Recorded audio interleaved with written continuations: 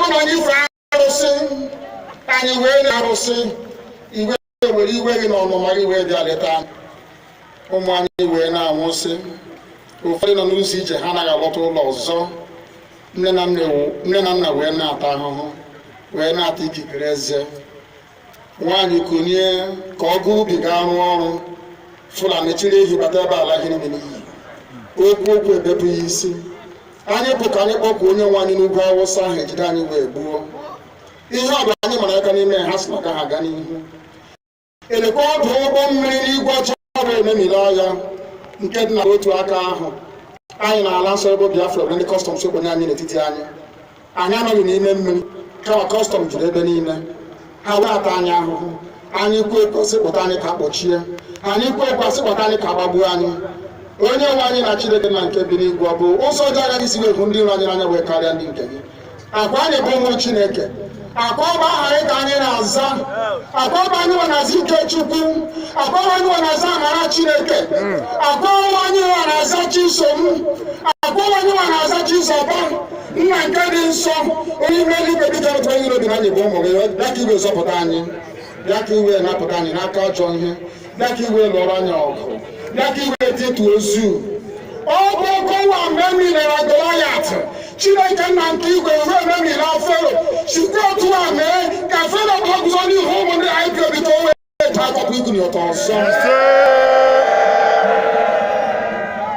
ị ga na-edu anyị n'ụzọ niile nke eze omume ọ bụla adịghị na anyị na-aga ndagwurugwu ọnwụ ọ bụ gụ nwa bụ ekekere n'igwe n'ụwa onye ọbụla kere gị nweghị mmalite nweghị ọgwụgwụ kama anyị onwe anyị bụ anọkpa ahụ ofu ụbọchị anyị ga-anwụ n'ezie kama marakwa na okwu gị na-anọgide gị mgbe ebighị ebi ọ bụ ya mere anyị ji were gị n'anya isi anyị wee na-asị nna nke dị nsọ bịa ka iwe gosi anyị Biafra na ndụ na-abụghị n'ọnwụ bịa ka iwe mee ka ebe gị na amara gị wee kpuchiri anyị ka uwe bịa ka iwe zọpụta ndị nke gị bịa ka iwe mee ka Biafra wee bịa ka anyị na-ewetụta na nsọpụrụ na ịja mma site n'aha gị onye bụ Chukwu abịa ma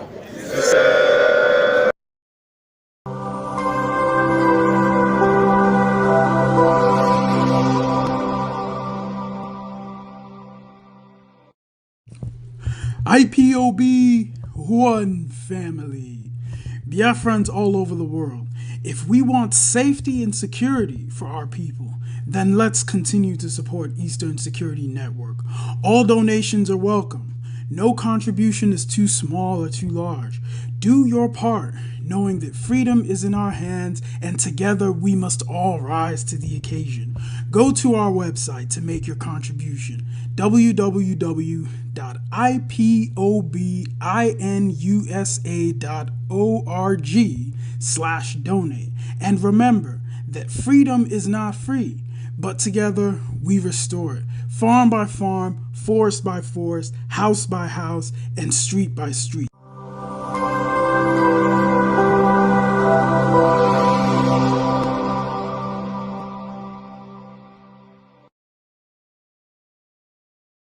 Fellow Nigerian, in search of excellence for Africa, my mission remains to create awareness, advance practical solutions, and transform mindsets via case studies. Together, let's midwife deliverance for our race, country, and continent. Please share this video. I am Dr. Israel Noyerem Davidson. Thank you. In 2001, US-led forces overthrew a Taliban-led Afghan government following the 9/11 attacks led by the Al-Qaeda leader Osama bin Laden. For the next 20 years, the US and allies enforced democratic ideals, built up Afghan security forces, and provided operational air cover. The Taliban continued to attacks. Now, eventually, under President Trump, the US promised to pull out if Taliban agreed to stop attacks and hosting terrorist groups. Today, the Taliban militants have declared Islamic Emirate of Afghanistan and overrun most of the country at lightning speed with little or no resistance from the 300,000 US-trained and heavily equipped Afghan forces. US general could not believe an army could crumble at that rate. I did not, nor did anyone else, see a collapse of an army that size in 11 days. There'll be many postmortems on this topic. But right now is not that time. It is believed the Afghan soldiers, though diehards, had unquenchable allegiance to jihadist ideologies practiced by Taliban. There were Afghan soldiers by day, Taliban at heart, and Taliban at night. A situation, some suggest, currently exists in Nigeria too. So Afghanistan was simply handed over to the mullahs to govern, based on their shared jihadist ideological leaning. The south and middle belt of Nigeria should wake up with urgency. The Afghan situation is cooking fast in Nigeria today.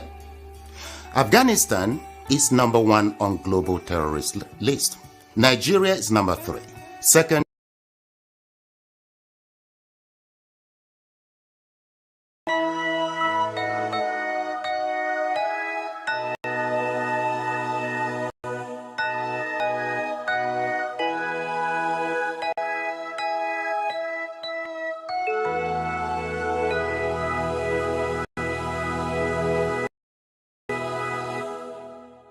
Land of the rising sun, we love and cherish. Beloved homeland of our brave heroes, we must defend our lives, or we shall perish. We shall protect our hearts from all of foes. But if the price is death for all we hold dear, then let us die without a shred of fear. Hail to Biafra, consecrated nation. Oh, fatherland, this be our solemn pledge. Defending thee shall be our dedication. Spilling our blood will count our privilege. The word which emboldens the free shall always be our flag of liberty.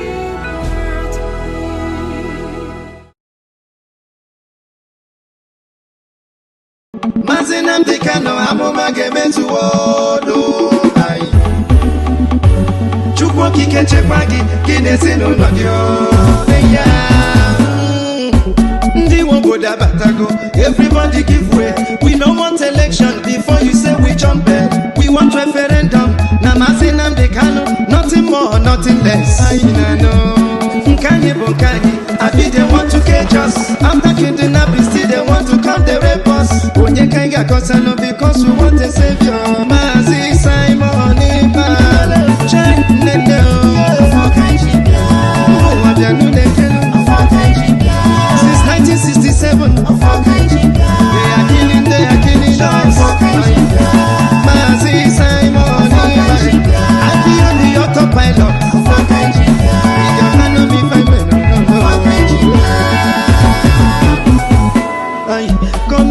comedy, they are acting. Suddenly we are dying. Anye kanonora, kanye kunye nonora, kakera nyabu, no. Makani when him no be as they see me so. Which kind of election you are telling me so? Or you bet to make I coach alone, I bet you never know. Yeah, for my people, we are going home.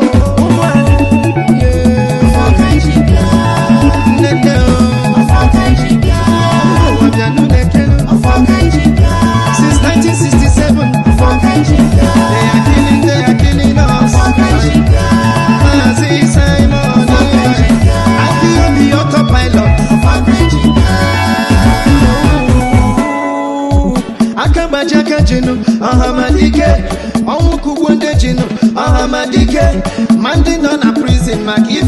emenu anyị na-atọpụ ha niile n'aka ndị iro ngwa na ọrụ na n'omume ka obodo dere jijiji I'm not sure you know them nwere ndị nwe obodo enwe Maazị Simon Ekpa ihe ụmụada worldwide jisie n'ike ụtụtụ n'anyasị Madam Azuka, I see you every day and night to me. See what only the Chineke chekwa gị Maazị Nnamdi Kanu Uwekwele ụmụọma jisie n'ike ụmụada worldwide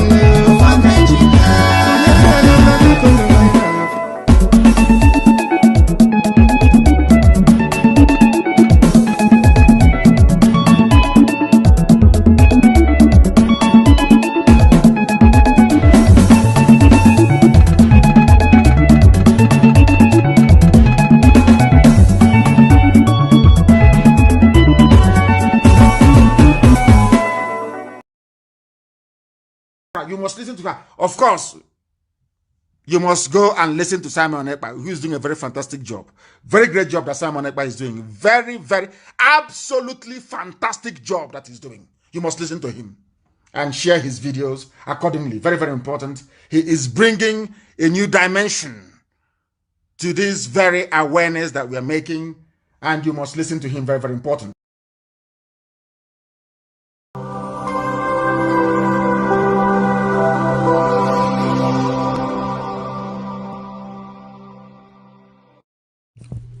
IPOB, one family. Biafrans all over the world. If we want safety and security for our people, then let's continue to support Eastern Security Network. All donations are welcome. No contribution is too small or too large. Do your part, knowing that freedom is in our hands and together we must all rise to the occasion. Go to our website to make your contribution, www.ipobinUSA.org/donate. And remember that freedom is not free, but together we restore it. Farm by farm, forest by forest, house by house, and street by street.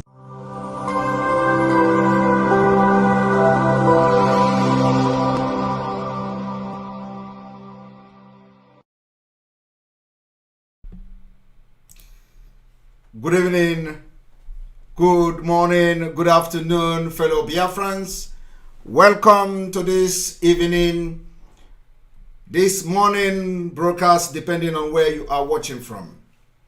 This is live and direct on Voice of Biafra 97.5 FM, live and direct on Enter Biafra, Channel 1, Channel 2, live and direct on all Enter Biafra platform. Without wasting any time, we are not going to have jingle for the next 10 minutes. Normally our jingle takes 23 minutes, but now we do not have the time. My fellow Biafrans, today is yet another day in the struggle for Biafra that history is being made, whether it is the positive one or whether it is the negative one.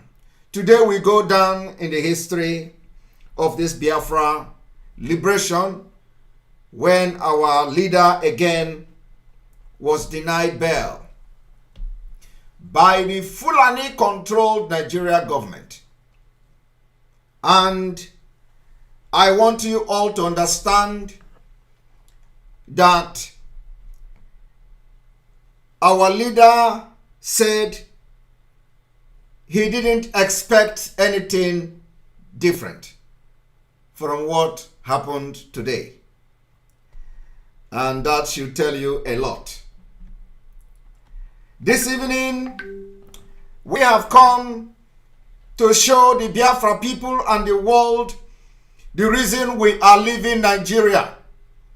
We have come to show you the reason why we will fight ruthlessly as we continue to demand for the release unconditionally of Mazi Nnamdi Kanu, because you cannot be pampering the real terrorists, Boko Haram, ISWAP, Al-Qaeda members, and you decide, even without the fear of God, or at least the fear of other powerful nations of the world, to how you treat real terrorists.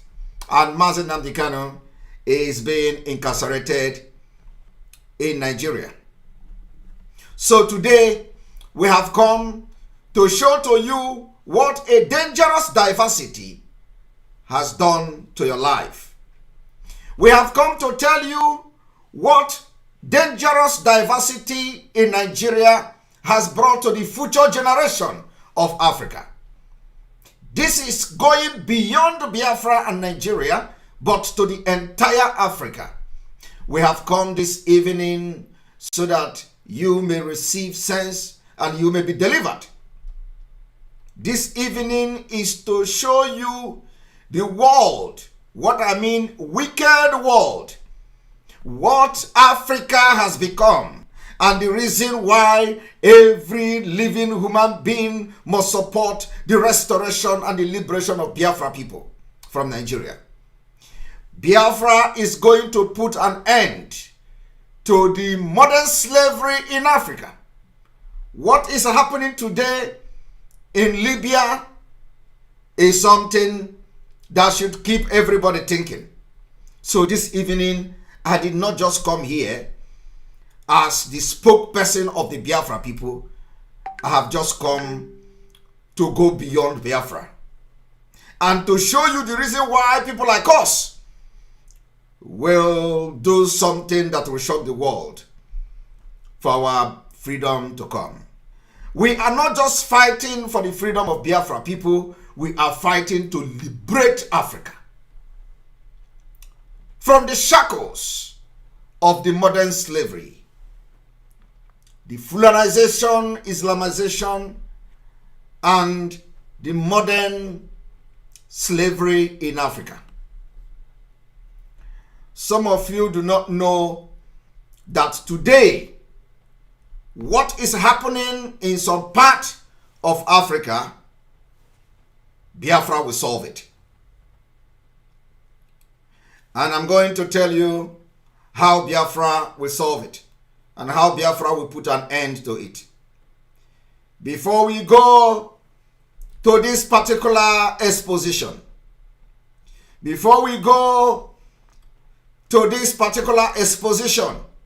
I want you to watch Africa, what is going on today.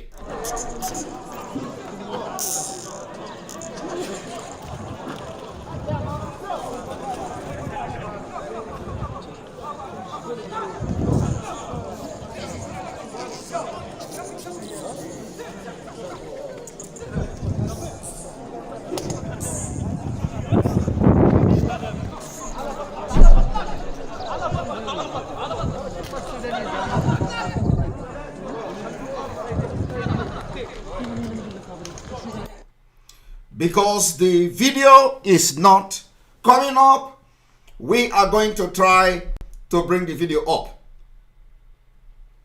And I want you all to understand one thing. We have crossed the Rubicon. The message from our leader today is that those who are responsible for the killings of Biafrans, especially whenever they come to Radio Biafra to call their names, because they are already in collaboration with the zoo, they give the Fulani Caliphate the whereabouts of our Eastern Security Network. They call camps. They call the name of camps. They call the names of villages. They call the names of commanders. They call their names. And they are calling their names for the zoo military to kill them or for them to take the action themselves. Like I said before, I will always condemn the killing of Biafra people, especially the killings that are happening in our land, being orchestrated by the criminals who have been claiming to be piloting the affair before. They call names of people who disobey them. They call names of people who decide to do and follow the legacy of Mazi Nnamdi Kanu. They call their names, and this is a tactics they have been using and the agreement they have reached with the Nigeria government. The idea was to capture Mazi Nnamdi Kanu. After capturing him, they will start to eliminate every strong man that will stand to defend our land against the invasion you see today. In the northern Nigeria, even when they are the ones sponsoring this particular ethnic cleansing and invasion of Nigeria, they are calling for their people to be armed. Why they are calling for their people to be armed? They enticed and bribed those who have worked with Mazi Nnamdi Kanu for years. And they begin to point commanders. Tomorrow they will call one commander. The point here is that we are not just talking.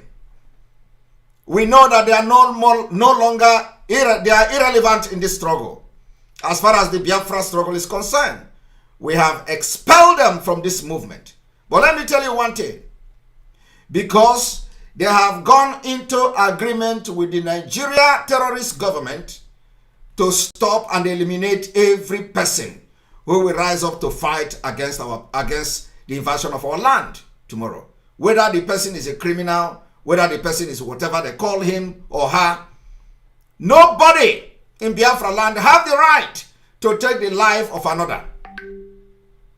This is what I have been preaching for years, or let me say for months, since the abduction and kidnapping of our leader. I have always come to condemn this particular atrocious activities of the criminals that surrounded Mazi Nnamdi Kanu before he was kidnapped.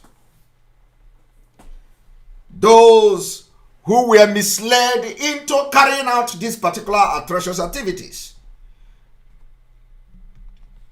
You know that the land will always forgive you. If you have come to realize that you were misled. I want to tell you one thing today. Those of you who still listen to those criminals that have sold this struggle, thinking that immediately Mazi Nnamdi Kanu is captured, it is over. Thinking that the only thing they can do is they have seen Simon Ekpa coming. So let us take his platform away from him. Those who think that what they wanted to do is to ask Simon Ekpa to hand over his own platform so that after broadcasting on Radio Biafra for 2 months, they are going to block me on Radio Biafra and block everything. And they don't know that we see in the secret. When this particular idea and agenda failed, they unleash all manner of blackmail on my person. They slander my name, thinking that by doing that, Biafra will not listen to the gospel of truth. Because their initial plan with the Nigerian government is that Simon Ekpa is coming. We need to stop him. But today, you have failed. And you will continue to fail until you are no more. You will continue to fail as long as Biafra will be restored, as long as I continue to remain resolute and steadfast, and I continue to be genuine in this struggle. You will continue to fail. And any day I deviate, Biafra spirit will leave me. I want to assure Biafra people today that we will continue to speak. And from today, You people do not know what has happened. And I believe in a matter of weeks, you will understand that indeed Biafra is a spirit. They say they are not going to release Mazi Nnamdi Kanu, and they adjourned the case till November. I was not surprised. If you are surprised of the adjournment of this case, it means you are very alien to Nigeria system. We know, we predict them. That is why you must listen to us. We have Nigeria in our palm. So we predict them, and we predict what they can do in the next 3-5 months. And we walk ahead of time.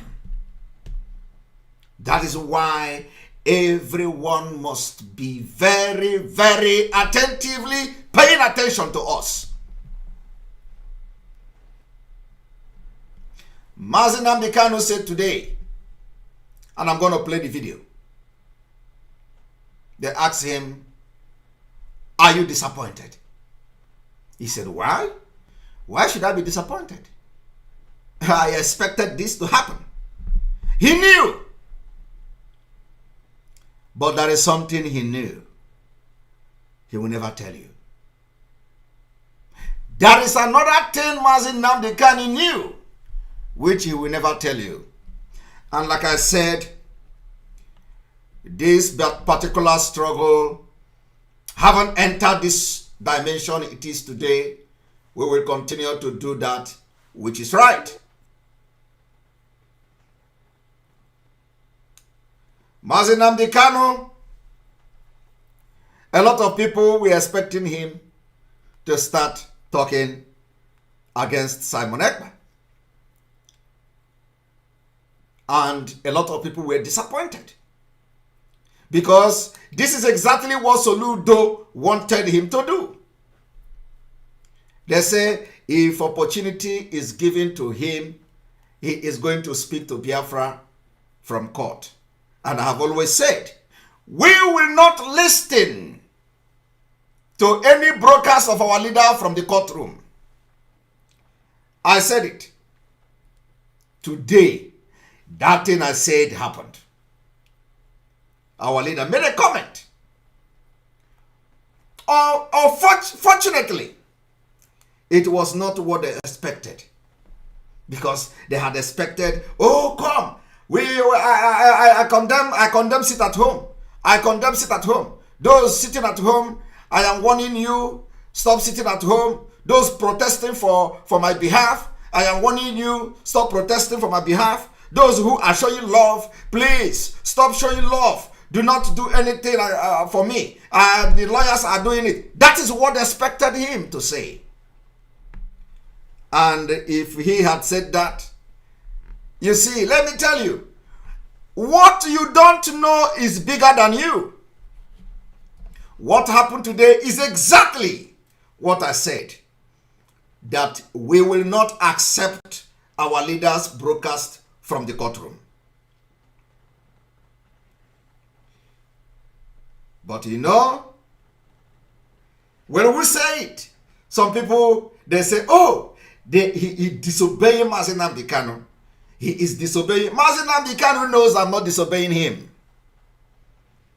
Because he can't talk freely in the dungeon of the DSS. He cannot talk freely in the hand of the oppressors. So, and I do not need anybody to tell me this. The only message is for you Biafrans to understand that 2023 is a deal. We will not allow election to take place in our land. Nigeria can no longer conduct election in our land, and the only election we are going to allow is the referendum. If heaven is going to fall, let the heaven begin to fall from December. And then we know how serious we are to get our freedom. Election will never hold in Biafra land. If the Biafra people want election to hold, then it is their business. But I believe, as a spokesman of Biafra people, I believe that what I'm speaking is your mind. It is going to be a collective responsibility of every Biafran to see that the time the election will come, we are going to order sit at home and you will comply. It is going to go down in the history of the struggle for the liberation of Biafra people from Nigeria. By the special grace of God, the world will know that indeed this generation of Biafra people, after this, you will never see such generation again. Because when they think that they have conquered us by starvation, by evil policy of the government, orchestrated by the Fulani Caliphate, in quest to continue to carry out the Usman Danfodio, and we are going to stop them in 2023. We will collectively stop them. No military tank will compel us to go out and vote. No military helicopter will bombard us into voting. I am telling you today, Obi presidential ambition will be used as a sacrifice for Biafra to come. Obi is a man. His ambition is not more than the freedom of Biafra people. And not even a feasible ambition. A very dead on arrival ambition. A very failed ambition. A fake ambition cannot equate Biafra freedom. And we cannot exchange, even if there is any reason that he's going to win or that he is going to even go close. We cannot even exchange our freedom for Nigeria for anything. So my Biafra people, our leader have given a message. And I want to tell you something today. We are going to be very selective in the message that our leader is giving to us. We are going to be very selective. We will select those that come from him, and we will select those that he deliver uncoded, and we are going to select those that came as a rhetoric. We are going to be selecting those messages. We choose the one that suits us and suit his release and suit the request and the freedom of Biafra people. We will choose those messages that seek the protection of our land. We will protect our land, our women, our children against the invasion and the killings that the Nigeria government have sponsored for years. Our leader said today, we are going to protect our land. And we are going to defend our land. And that we will continue to do. I want to inform Biafrans today that our land can never know peace. For as long as the military controlled by Boko Haram is in our land, burning villages, burning houses, ethnic cleansing our people, killing our children and our elderly men, Biafra land can never know peace, and Nigeria can never know peace. For as long as the DSS is in our land, killing and harassing our young men, Nigeria can never know peace. For as long as the presence of military and there is a military siege in Biafra territory, I am declaring today, Nigeria can never know peace. In order for this peace to come, these killers in our land must live. In order for the people who call themselves leaders to have peace, these killers in our land must live. Because they are the issue. They are the cause of the insecurity. They are the reason why you are looking for peace. So you cannot be sponsoring killing in our land and you are shouting for peace at the same time. You cannot be sponsoring the killing and invasion of our land and at the same time you are shouting, oh, we want peace. You want peace as a governor while you are ordering the air bombardment of your forest, your villages, and the women and children. You are asking for peace as a governor while all you do is to bring the military to intimidate our people. You are ordering peace while everything we do and we see in the southeast and the south is the military checkpoint, intimidating our young men and women. And how can you have peace in an atmosphere that has been completely or is completely under siege? People can no longer walk freely in the street. People can no longer go to the market. People can no longer sleep in their homes. Because just a few days ago, we listened how they came and they killed even the elderly people while they are asleep. This is not being orchestrated by the main terrorists, but those ones in the uniform. How can you know peace? How can you be advocating for peace? Especially the governors. Mazi Nnamdi Kanu's message today is well delivered. We need peace in Biafra land. And I am coming here today to interpret it to you. For us to know this peace, for us to have this peace, and for the peace to return in Biafra land, we must chase away the criminals and the terrorists in the Nigeria Army uniform. If they don't want to live in peace, we will chase them out of our land. I am telling you today that every particular arsenal must be channeled to make sure that our women are not paying price for one Nigeria again. Everything must be deployed to make sure our children are no longer paying the price of the evil entity one Nigeria. Every man, every volunteer, every command must rise up to make sure our women no longer pay the price of the evil entity called one Nigeria. Those people coming to kill you, it is time we give them the way they want. I want to bring a quote by Mustafa, and I'm going to play that video.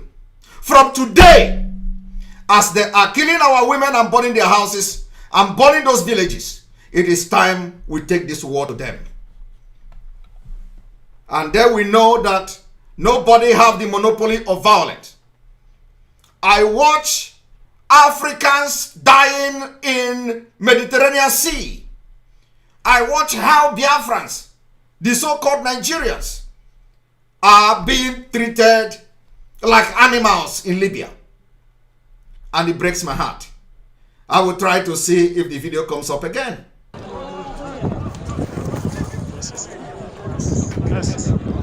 I want you to see whether this video is showing. And again, the video is not up, so we need to bring it from a different moment.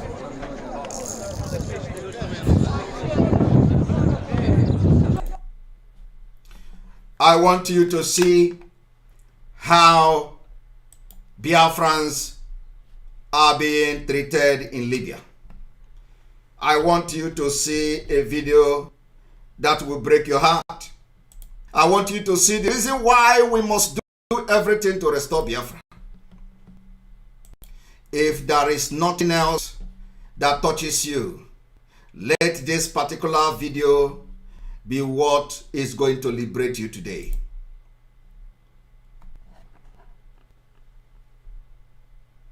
Yes, the video is coming. I am going to upload the video. One moment.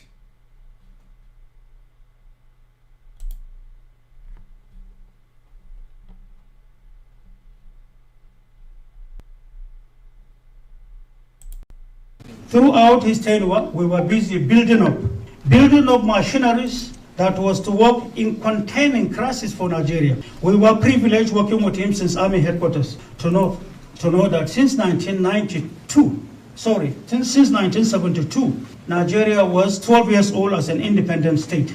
With the discovery of oil and with the performance of General Gowan then as head of state, some certain forces. This is not what I have come to show you. This is not the video. One moment.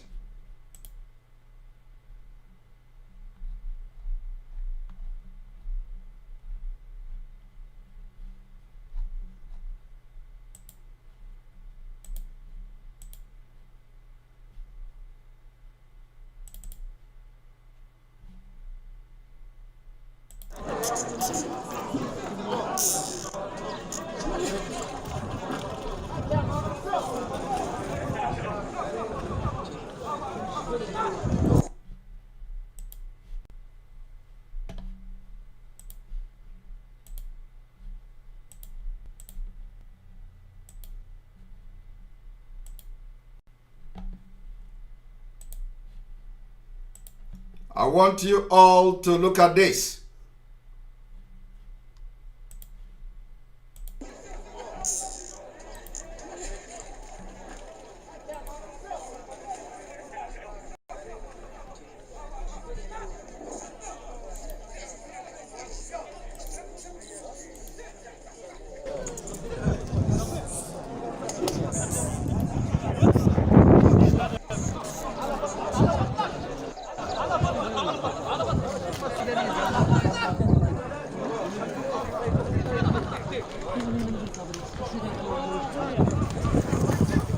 These are Nigerians, Biafrans, and some African people. This is how they are treated in Libya. This is the reason we are leaving Nigeria. If you have a better country called Biafra, you can never subject yourself to this kind of degrading treatment.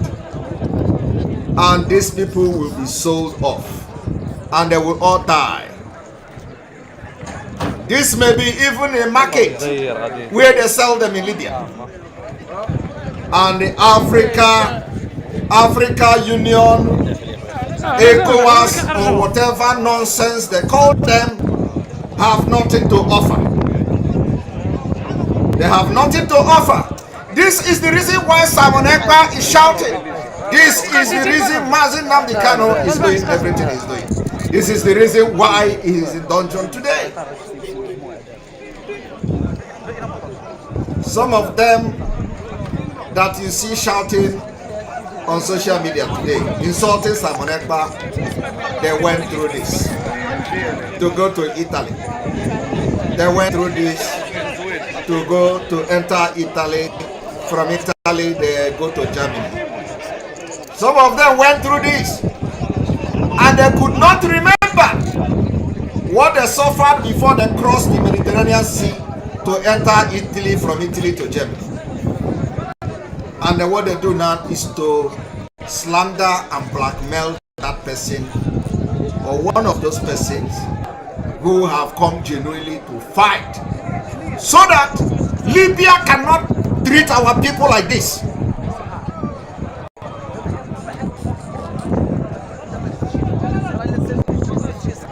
Are you seeing it?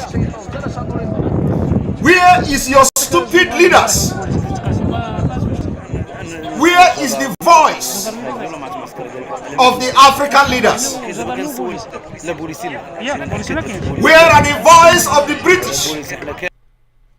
Where is the European Union? Where is the America? They made Libya what it is today. Libya as a small country. They destroyed Libya. As they continue to pursue Gaddafi, they say Gaddafi is evil, he is sponsor terrorists and all that. What do we know? Somebody say it's Morocco.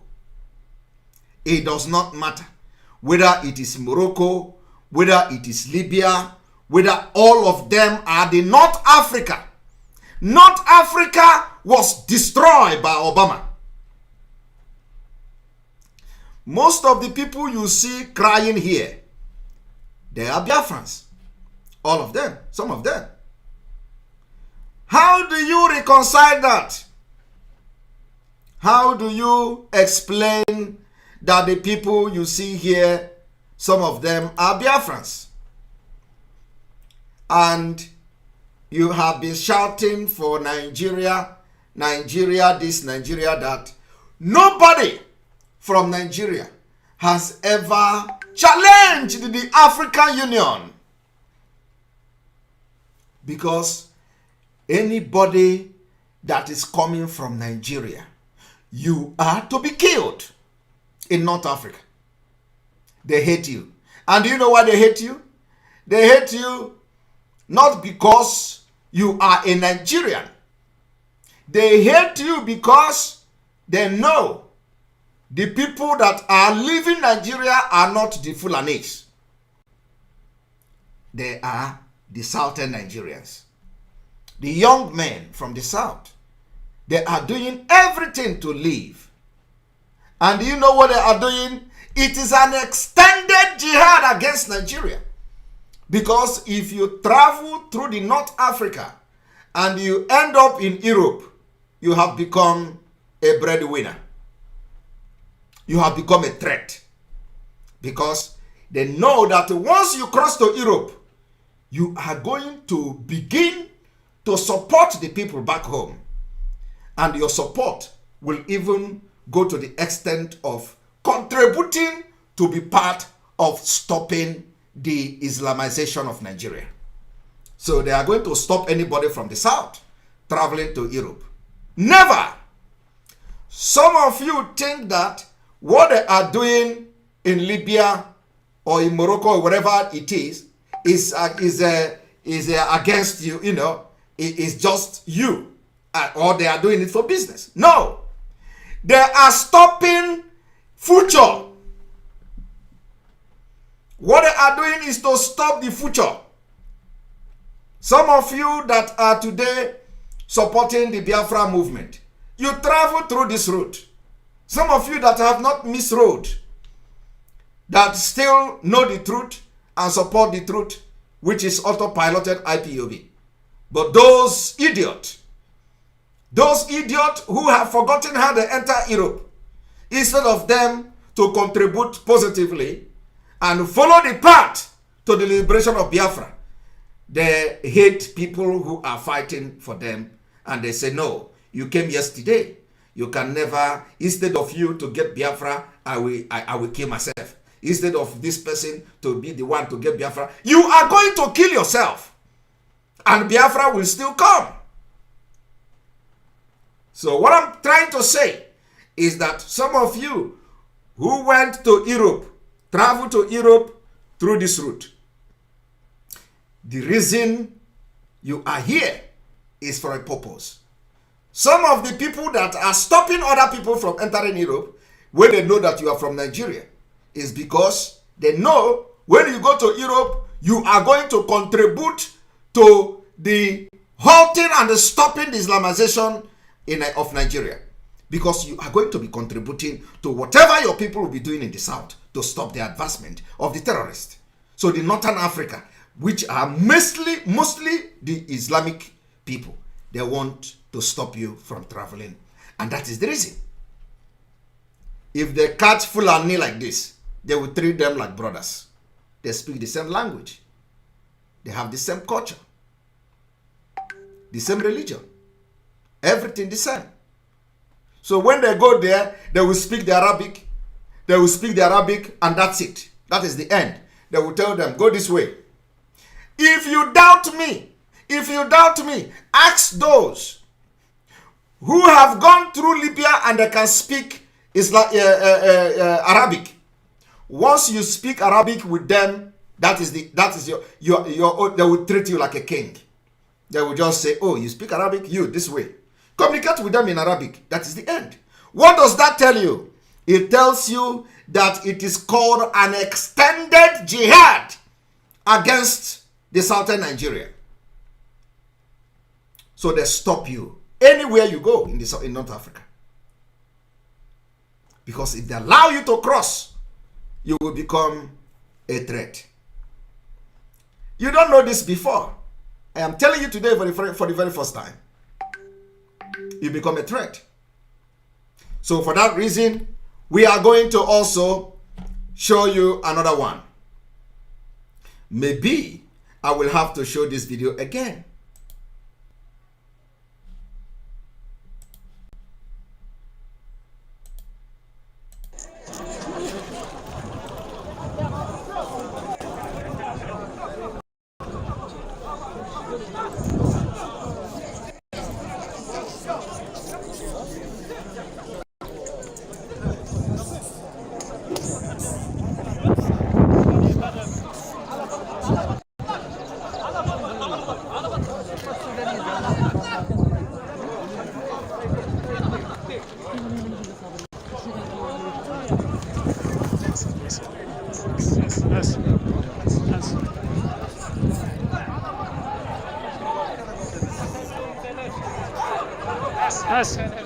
Some of you, your village boys are here.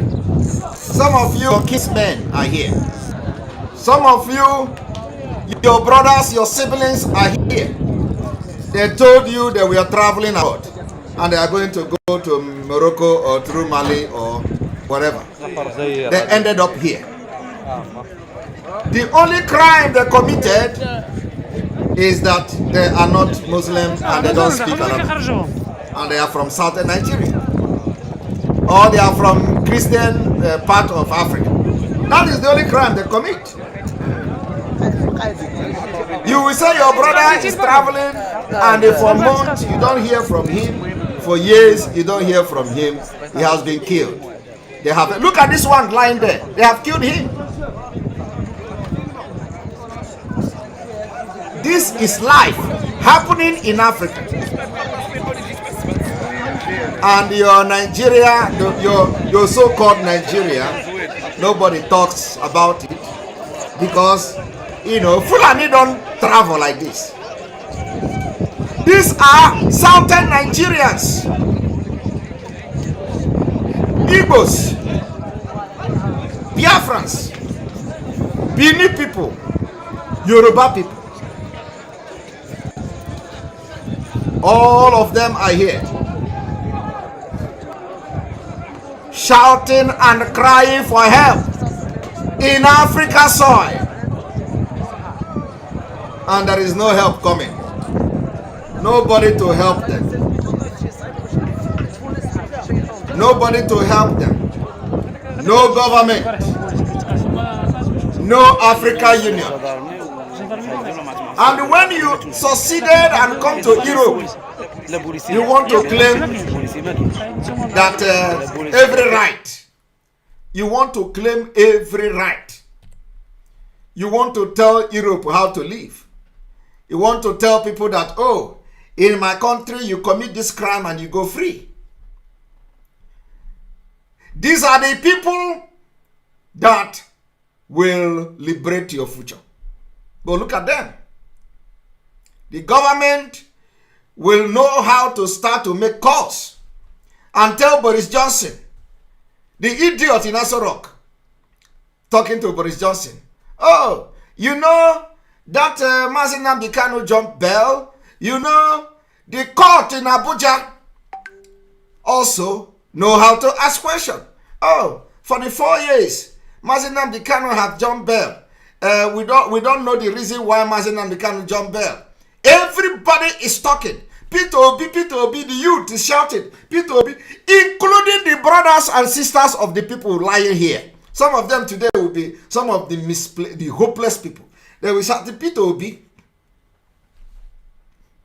But Peter Obi is yet to travel to Morocco to ask Morocco government. I am contesting for president of Nigeria and I want to set a record.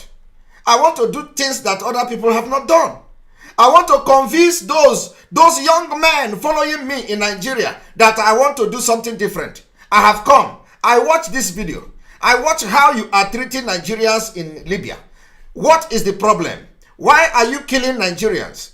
Why are you treating them even more derogatory way than the slavery time? Why are you dehumanizing Nigerians who want to travel to Europe from your country? I want to be a president of Nigeria. So for this reason, I have come to show that I care for the people in Nigeria. He cannot do that. If he do it, that is the end. This is a man, Peter Obi, who went to Egypt. Egypt is still part of them. He went to Egypt.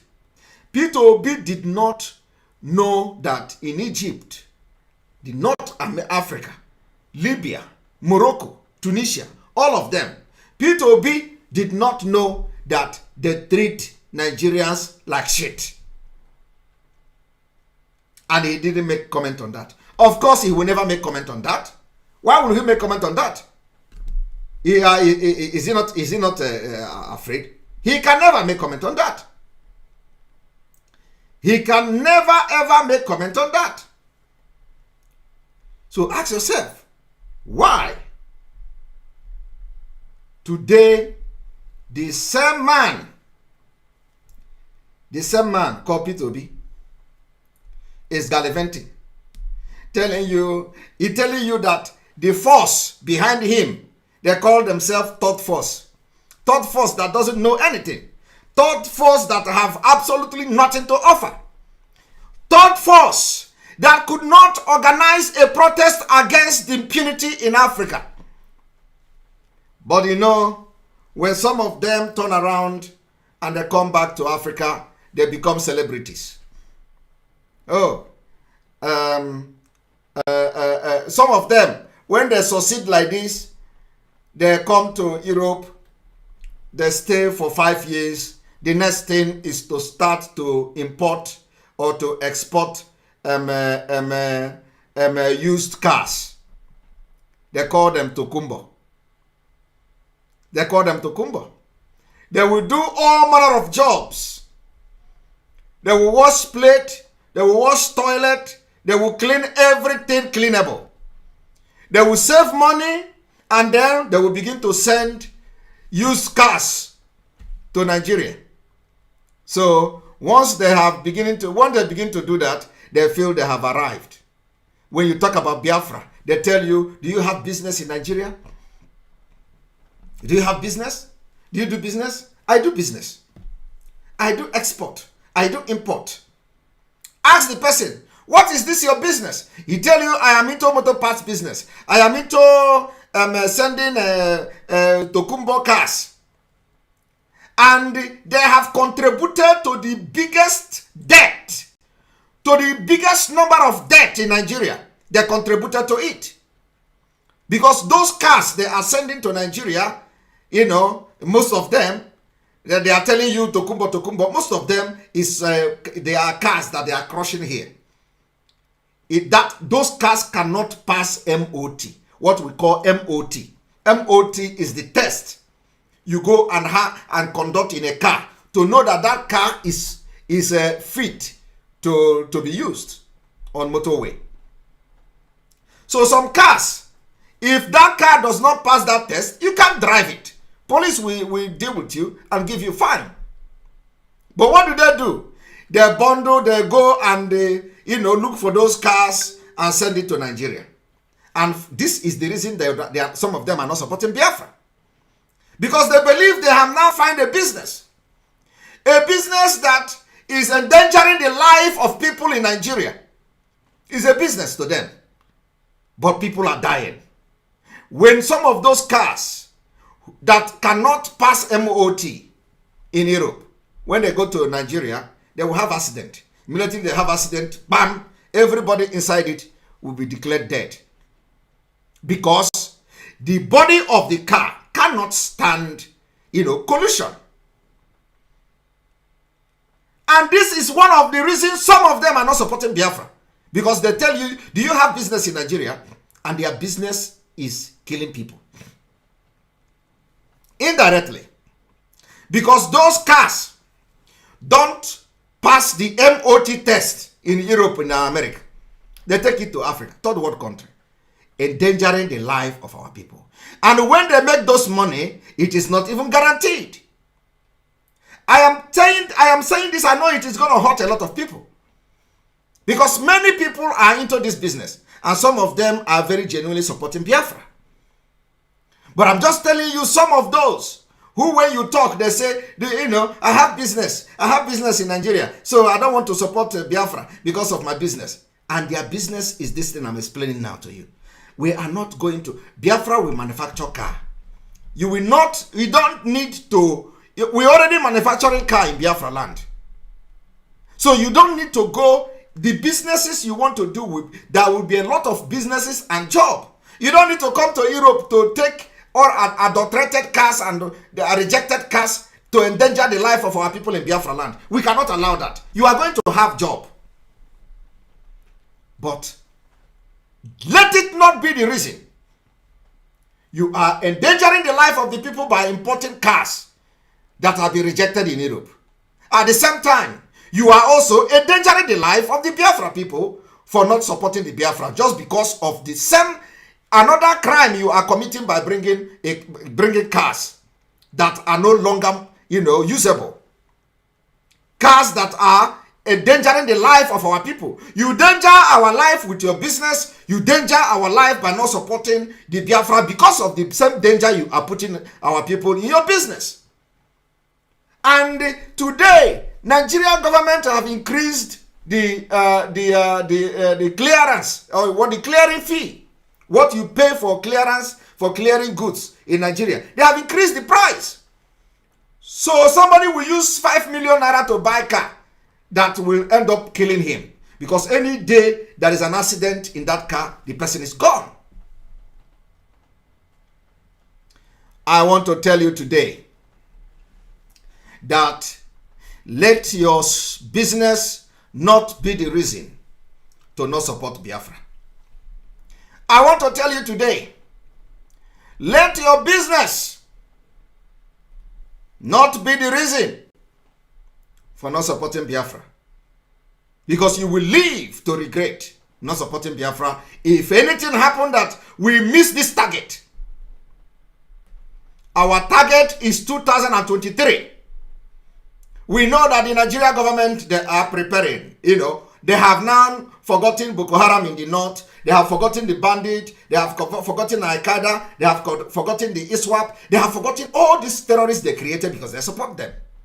Now, all the military hardware and arsenal is now going to Biafra land and to the Yoruba land, of course, because they know Yoruba people are not smiling as well. They are having intels. What is coming? But let me tell you today, everybody that come to kill us in 2023 will go down. It is not going to be business as usual. We are going to defend our land with everything available to us. So your military presence or moving all this thing to our land does not move us. And it will never move us. If you think that you are going to stop Biafra from coming by military intervention, you are a failure. We will prove to you that 2022 and 23 is not 1967. And we are going to know how you will fight this war, because the Middle Belt are going, Yorubas are going, Biafra are going, even other indigenous people in Nigeria, Southern Kaduna, they are going, the Plateau people, they are going. We are going to know how you are going to fight this war. But let me tell you today, bring all the military tank you have in Biafra land. Bring it. But peace will never return until you leave our land. Until you stop killing our women. Until you stop killing our children. Until you stop burning our villages, burning our houses. Peace will never return. And for us to have this peace, we must chase them away. Because if we are waiting for them to leave, it will never happen. So, Onyendu have given directive. Biafra land must be calm. And for Biafra land to be calm, we need to chase the people that are making it hot. For Biafra land to be calm, those who call themselves a Bubago, who all they do is to kill our innocent people, we need to chase them out. For Biafra land to be calm, those who go by the night in the villages to burn our communities, we need to give them a chase. And I'm sending message directly to Biafrans today. And this is a task that must be done. When that is done, the peace our leader is talking about will return to the southeast. Throughout his tenure, we were busy building up machineries that was to work in containing crisis for Nigeria. We were privileged working with him since Army headquarters to know that since 1972, Nigeria was 12 years old as an independent state. With the discovery of oil and with the performance of General Gawan then as head of state, some certain forces came together and said, it will be disheartening to see us serve this same former colony of ours as now subordinates. That was why at that material time, a new program came up on how to dwarf Nigeria. And I challenge the academia. This man is Mustafa, telling you stories. Of course, all these stories is what we know. He tells you story. Everything this man is saying here, this story is truth. But one thing that is a lie is that he said some certain forces. There is no certain forces that this man is referring to other than the Fulani Islamization of Nigeria, Fulanization of Nigeria. That's all. And of course, another thing he was talking about is what I call the dangerous diversity. The dangerous diversity that has killed many Nigerians today. This man here, I want you to listen. And I challenge the academia, I challenge patriots, I challenge leaders to go and search for that document and look at the arrangements of dividing Nigeria, creating crisis in Nigeria, creating differences between Muslims and Christians, creating differences between Northerners and Southerners. He said there is a document which was designed to create division between Muslims and Christians. He said there is a document which was designed to create crisis between Nigerians and Nigerians. He claimed there was a document. And my brother, my sister, are you looking for the document? Are you not seeing the document already? The teaching in different mosques in northern Nigeria, they are the document. The Abuja Declaration of 1989 is also part of the document. So what exactly is he talking about? Why is he talking about the document? Well, we know where the document is coming from. Why is he talking about the document? When they openly preach this hate, when they openly preach this disunity, when they openly want to kill every other person to take over Nigeria. So when he talk about there is a paper, I don't understand him. So can somebody listen to this man and explain, please? He said, creating differences in Nigeria that will dwarf us. The difference is that you created Islamic State in the north and we are practicing secular state in the south. You created your Sharia law in the north and you are asking us to be one. So when you talk about paper, what paper are you talking about? Who is dwarfing Nigeria if it is not you? Who is dwarfing Nigeria? You that made Nigeria to have two different laws clashing against each other. So who is now the one that is dwarfing Nigeria? You. And if you say somebody made a document to divide Nigeria, your action, your attitude, your culture, the diversity, the dangerous one that you brought down to Nigeria is the one dividing Nigeria. And we are living in 2023. If we do not live in 2023, we will start the vacation and the exiting of Nigeria in 2023. I am telling you the fact.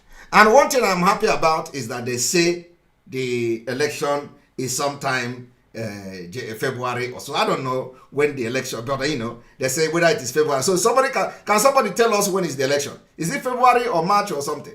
I am happy that the election is going to happen early of 2023, at least before we get to June, and then we go to September. We will know where we are in Biafra. So I believe that is a divine date. So if the election is going to take place in February, by the time that election did not take place in Biafra land, we are going to know where we will be by May. And then after May, we will know how where we are going to be by June, July, August, September. Before we enter December 2023, we will know how Biafra has been restored if we don't have independence then.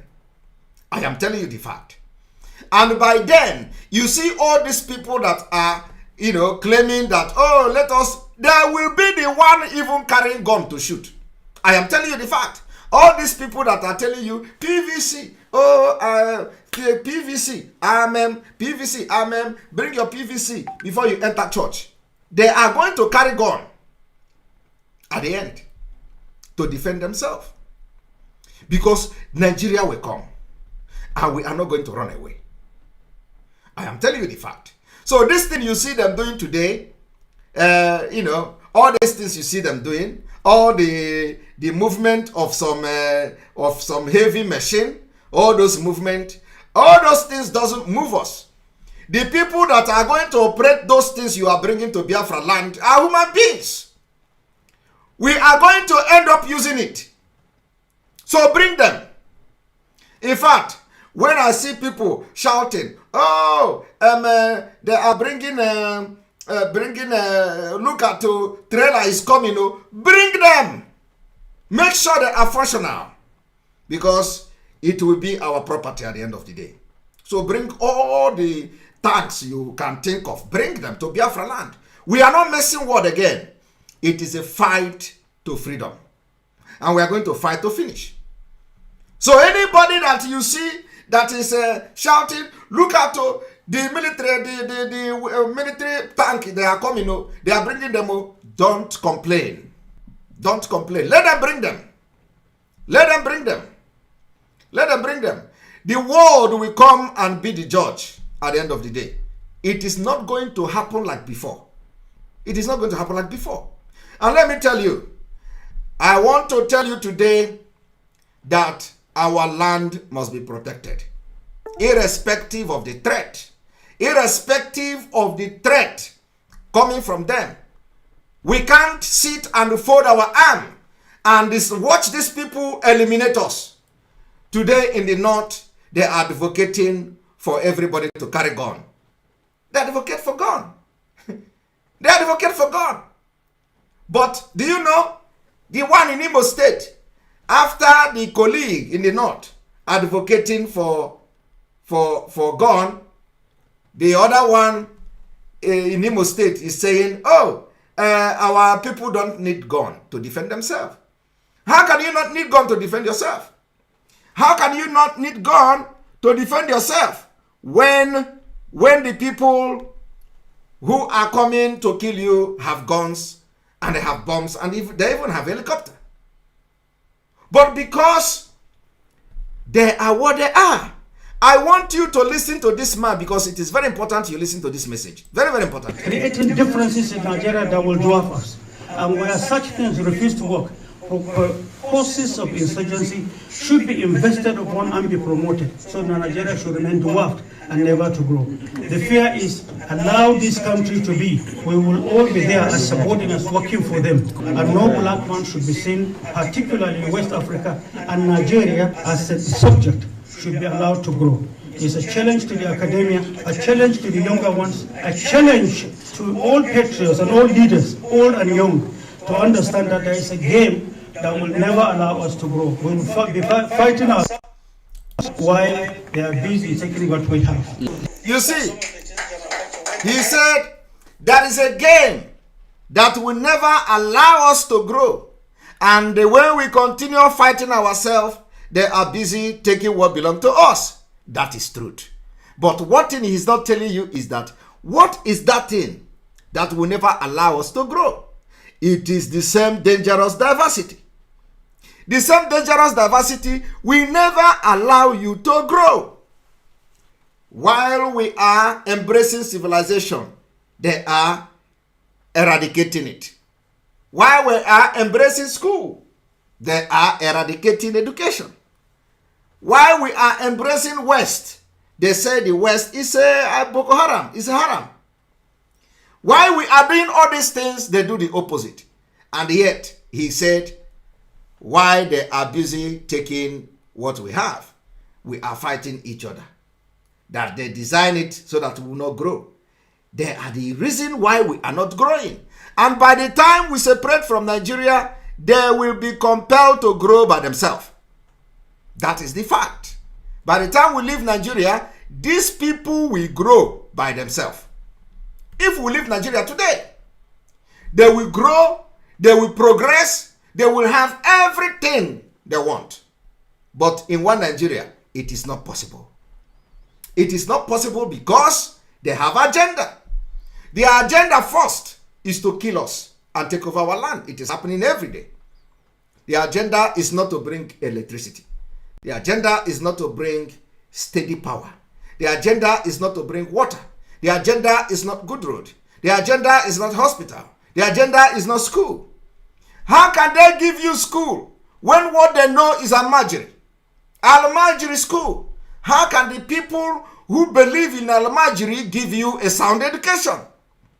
How can people who don't go to hospital give you good hospital? How can people who are nomadic in nature give you good life? It is not possible. It is not possible. No matter how rich they are, they remain nomadic. No matter how rich they are, they sit on the floor. Na rogo ka ha na ano. Ndi Diego anoro na rogo. Ndi ozo anoro n'ute. No matter how rich they are, when you go to their king, you sit on the floor. They are nomadic in nature. And they can never allow you to progress. So how can we have this kind of conflicting culture and you expect us to progress? Anything I am telling you today is live and factual, and you can verify it.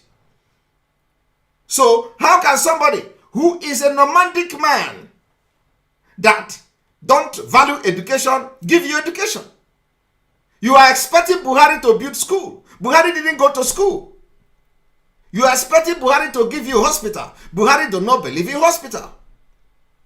Somebody who, the reason why you see this man shouting cow, cow, cow, the reason why you see this government shouting ruga, ruga, cow, cow, is because that is the thing he knows. He can't offer what he don't know. What they know is to kill. And that is what they are doing in the southeast and the south and the other southern part of Nigeria and the middle belt. What they know is how to follow cow. That is why everything is cow. So you can't expect them to offer you good road. They don't use good road. They go to the forest. You can't expect them to give you good housing scheme. They don't have good housing scheme. They live in the forest. You cannot expect them to give you good water. They don't drink water by nature. They drink the urine of the cow. All these things are fact. So when you see some of them today becoming government official and they are looting money and they are rich, they have cars, no matter how cars and how houses they have, how many houses they have, they sit on the mat. Because the civilization is not for them. That is what we are saying. When you see the president, the one they call president, sitting on the seat, sitting on in Aso Rock, is because in their culture, they sit on the floor. And we can't have a culture like that. Now let us listen to Mustafa. There is something he said here that I want everybody to listen to. These are some of the things General Abacha went against. General Abacha went against, and he became an enemy to that group outside and to their cronies in Nigeria. Some of them are highly, highly respected elder statesmen. To me, I have seen all what persecution is all about. There is no fear. If you like, carry on tomorrow and check me out.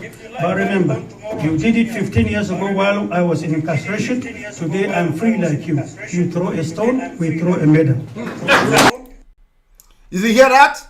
He said, if you like, bring a gun and throw and shoot me. You can't threaten me. You can't stop me again. You did this 15 years ago while I was in incarceration.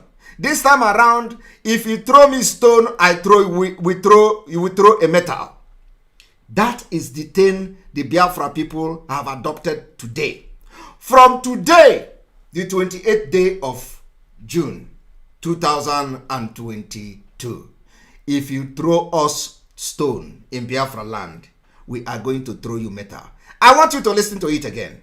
If you throw us stone, we will throw you metal. There is no fear. If you like, carry on tomorrow and chase me out. But remember, you did it 15 years ago while I was in incarceration. Today I'm free like you. You throw a stone, we throw a medal. And a clap for him. You throw a stone, we throw a metal. That is going to be our slogan. We borrow it from the Fulani man. Throw us stone in Biafra land from today, we will throw you metal. And if you throw us metal, we will look for something that is bigger than metal and throw it at you. It is going to start happening from today. And let me tell you again that we are not even, stepping back 1 foot. Never. Never. Now I am going to bring to you the video of our leader. What our leader said God today. Because, I have made this analysis and I didn't play it. And let me inform Biafrans that today, at this hour, exactly 1 hour 22 minutes, we have 18,800 people watching altogether.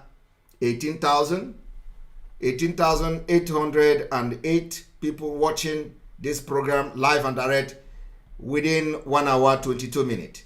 On YouTube alone, we have about 4,700 people watching this program live and direct within 1 hour 22 minutes.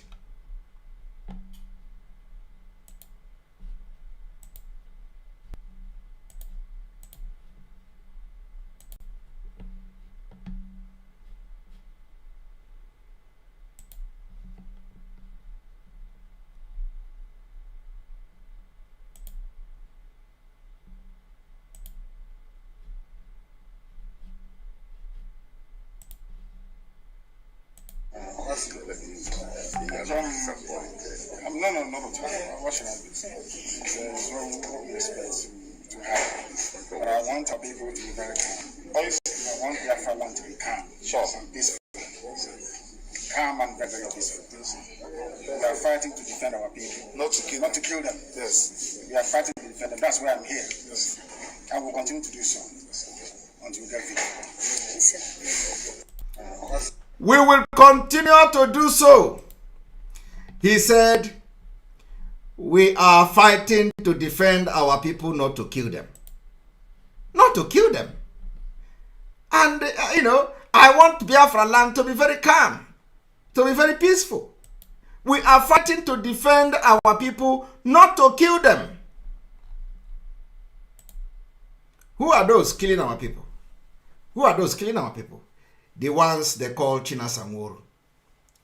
When you see that one, hear that one, he's shouting like a dog. Rah, rah, rah, rah, rah. We are going to kill you. Oh, Osumohu, they are there. Oh, this one, we are going to kill you. Oh, we are going to slaughter you.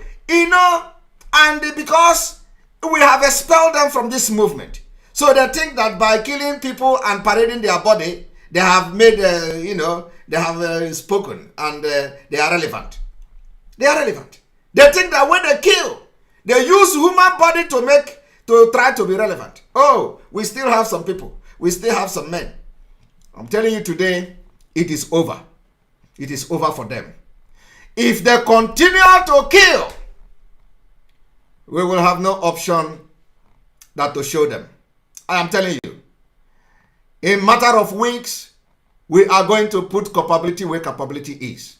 Any day China Sanworu come online again and they shout people's name, we will give it to him. Believe me, any day, very soon, if he come again and they shout the name of people and they die, after that, we will tell him that Olugo, Let me not say too much here. But any day going forward, that Chinas Anworu will come online and call name of people who decide not to work for them and they are dead or they kill them. We will tell him that he has blood running in him.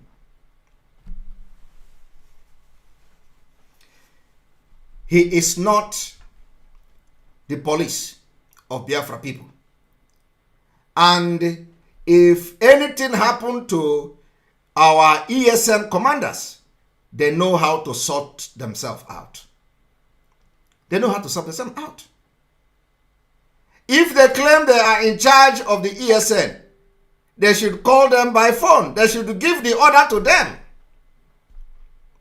Yes.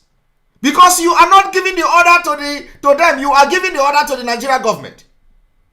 So if you control the ESN, why are you calling the name of people on Radio Biafra? Why don't you call the ESN and give them the order? Who are you announcing it to Radio Biafra? Who? You don't have the contact of the ESN again? You don't have the contact of the people you say you control again? Why are you calling their names? Why don't you just give them and call them since you control them as you claim? But you don't do that. What you do is to show Nigeria government that the money they have paid you people is working. Because there is no any reason. There is no any reason for anybody to come and mention anybody's name on Radio Biafra. And then the next thing is that the person is killed. Either by the military or by Bubago.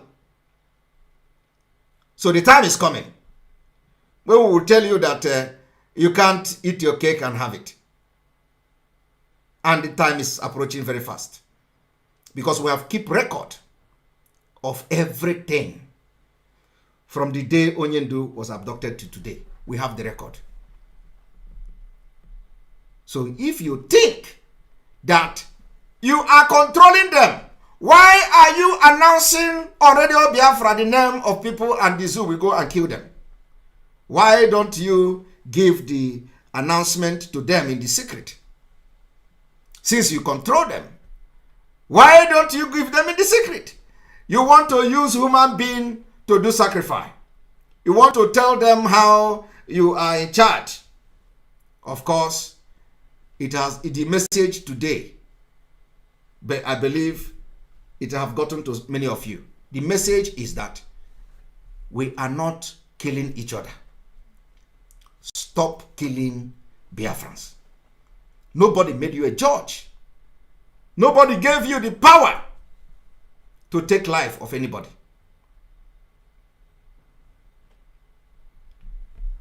And like I said, going forward, anytime that such order or such name is mentioned on Radio Biafra, we will handle it differently.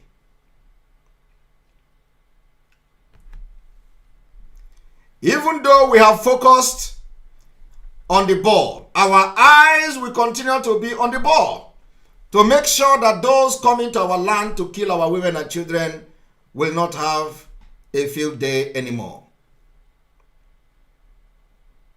That is going to be one of our biggest priority. Those who come to our land and have made our land the field where they kill anyhow, where they burn houses, will not have a field day anymore. And it will continue to be like that.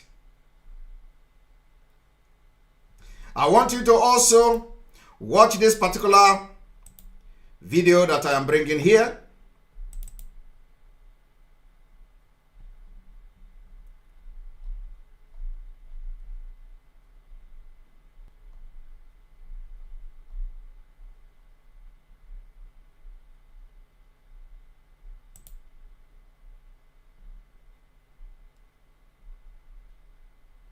Throughout his tenure, we were busy building up machineries that was to work in containing crisis for Nigeria. We were privileged working with him since Army headquarters to know that since all Right, again, and the video is not showing. One moment.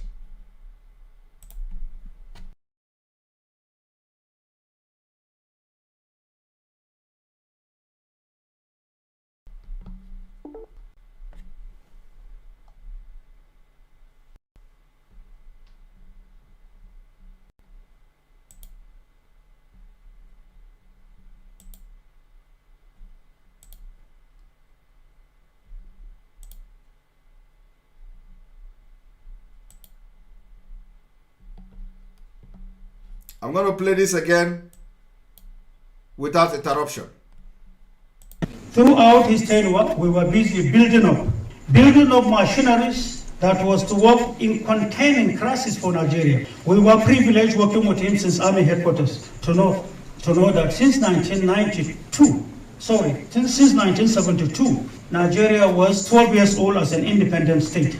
With the discovery of oil and with the performance of General Gawan then as head of state, some certain forces came together and said, it will be disheartening to see us serve this same former colony of ours as now subordinates. That was why at that material time, a new program came up on how to dwarf Nigeria. And I challenged the academia, I challenged patriots, I challenged leaders to go and search for that document and look at the arrangements of dividing Nigeria, creating crisis in Nigeria, creating differences between Muslims and Christians, creating differences between northerners and southerners, creating differences in Nigeria that will dwarf us. And where such things refuse to work, causes of insurgency should be invested upon and be promoted so that Nigeria should remain dwarfed and never to grow. The fear is allow this country to be. We will all be there as subordinates working for them, and no black man should be seen, particularly in West Africa, and Nigeria as a subject should be allowed to grow. It's a challenge to the academia, a challenge to the younger ones, a challenge to all patriots and all leaders, old and young, to understand that there is a game that will never allow us to grow. We will be fighting ourselves while they are busy taking what we have. These are some of the things General Abacha went against, and he became an enemy to that group outside and to their cronies in Nigeria. Some of them are highly respected elder statesmen. To me, I have seen all what persecution is all about. There is no fear. If you like, carry on tomorrow and chase me out. But remember, you did it 15 years ago while I was in incarceration. Today I'm free like you. You throw a stone, we throw a medal. Hear that? You throw a stone, we throw a medal. We are going to adopt the same strategy. They are not the only one who know how to throw medal. We are going to start throwing that metal. Now, for those of you who are shouting, I want you to watch this. Than the cartels, but yes, cartels are central to the problems of Nairobi, and the three colleagues of mine actually are part of the cartels that I want to deal with. I will tell you who the cartels are. The cartels are people who have made money through shady business deals. My friend Evans Kidero has made his billions through shady deals. There is no industry he has built, but he has become a billionaire having been an employee throughout his life because he has looted every institution he has joined. Mumias has collapsed, and Nairobi is not a going concern anymore, according to the Auditor General. My friend Sonko is looting every land in Nairobi. He has a criminal record from Mombasa, where he was jailed because of fraud, forgery, and drug dealing. Then he ran away from jail. So he's a cartel because he has a criminal record. And right now, he's grabbed many pieces of land and then stages a PR show, PR stunts, where he videotapes and pretends that he's come to rescue. My friend Peter Kenneth bankrupted Kenya Re. He basically looted a public institution to death. And when he was in Gatanga, he never promoted a motion in parliament, never sponsored a bill, never chaired a committee of parliament. Then here he is saying we need a manager. Nairobi need a leader, not a manager. I will hire managers to deal with different sectors. I want you to understand the difference. The difference is that this man you are watching now is telling you that Nairobi need leaders. not managers. While P2B in Nigeria is telling you that Nigeria need managers and not leaders. Okay? The man is telling you that Nairobi need leaders and not managers. But P2B is campaigning and all the youth are running. P2B say he has managed Anambra very well. He managed this one very well. And we have been asking question, how will you manage the diversity in Nigeria? How will you manage the Sharia law? How will you manage that the North produce the bigger number or the in percentage in anything, especially at the National Assembly? How are you going to manage that the fact that the military are controlled by Fulani? How will you manage the police that is controlled by Fulani? How will you manage the custom that is controlled by Fulani? How will you manage the already structured Nigeria to favor the caliphate? How will you manage it? How will you manage the fuel subsidy? How will you manage to give electricity? And he said he went to Egypt. Now, this man is making sense. He is saying he is going to hire a manager. And that Nairobi don't need a leader. Don't need a manager. That he is going to be the leader and he's going to hire many managers. Why P2B is talking about managing Nigeria? That the Nigeria need a good manager. I want you to understand how people will fail, and the people following them don't even know it. If you listen to what this man is saying, the way he have pointed and punctured every other person that is in this debate, telling them their crime in their own face. And when you look at the way he was telling them, you know that he was telling the truth. He went to say, these people here were talking like P2B. P2B said they need Nigeria need manager. These people here, who this man is accusing of many crimes, say that Nairobi need manager. This man have come to tell them that Nairobi don't need manager. That him is going to hire managers from Nairobi. So I want you to listen to it. Again, from the beginning. Than the cartels. But yes, cartels are central to the problems of Nairobi. And the three colleagues of mine actually are part of the cartels that I want to deal with. I will tell you who the cartels are. The cartels are people who have made money through shady business deals. Shady business deals. My friend Evans Kidero has made his billions through shady deals. There is no industry he has built, but he has become a billionaire having been an employee throughout his life. All right. Because he has looted every institution he has joined. Okay. Mumias has collapsed, and Nairobi is not a going concern anymore, according to the Auditor General.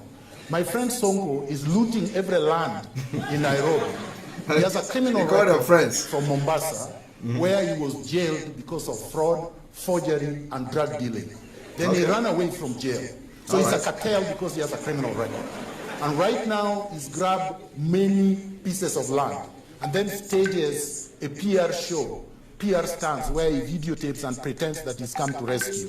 My friend Peter Kenneth bankrupted Kenya Re. He basically looted a public institution to death. And when he was in Gatanga, he never promoted a motion in parliament, never sponsored a bill, never chaired a committee of parliament. Then here he is saying we need a manager. Nairobi need a leader, not a manager. I will hire managers to deal with different sectors. Competent, ethical managers. Are you hearing that? These three represent the worst of our country. Where you make money in shady deals, and because of those money, that money that you've made, and because you can give handouts, you are considered a manager. A manager of corruption is not a leader. Are you hearing that? A manager of corruption is not a manager. So, you see, I think this video should win an award. This is an award-winning video. Why? Because everything he said. Why? I don't play anyhow video. When I play your video, you know that you have made sense. So, why did P2B was busy telling Nigerians and the hopeless people following him that when I'm talking about P2B, I go deep. A lot of people will say, no, please leave P2B.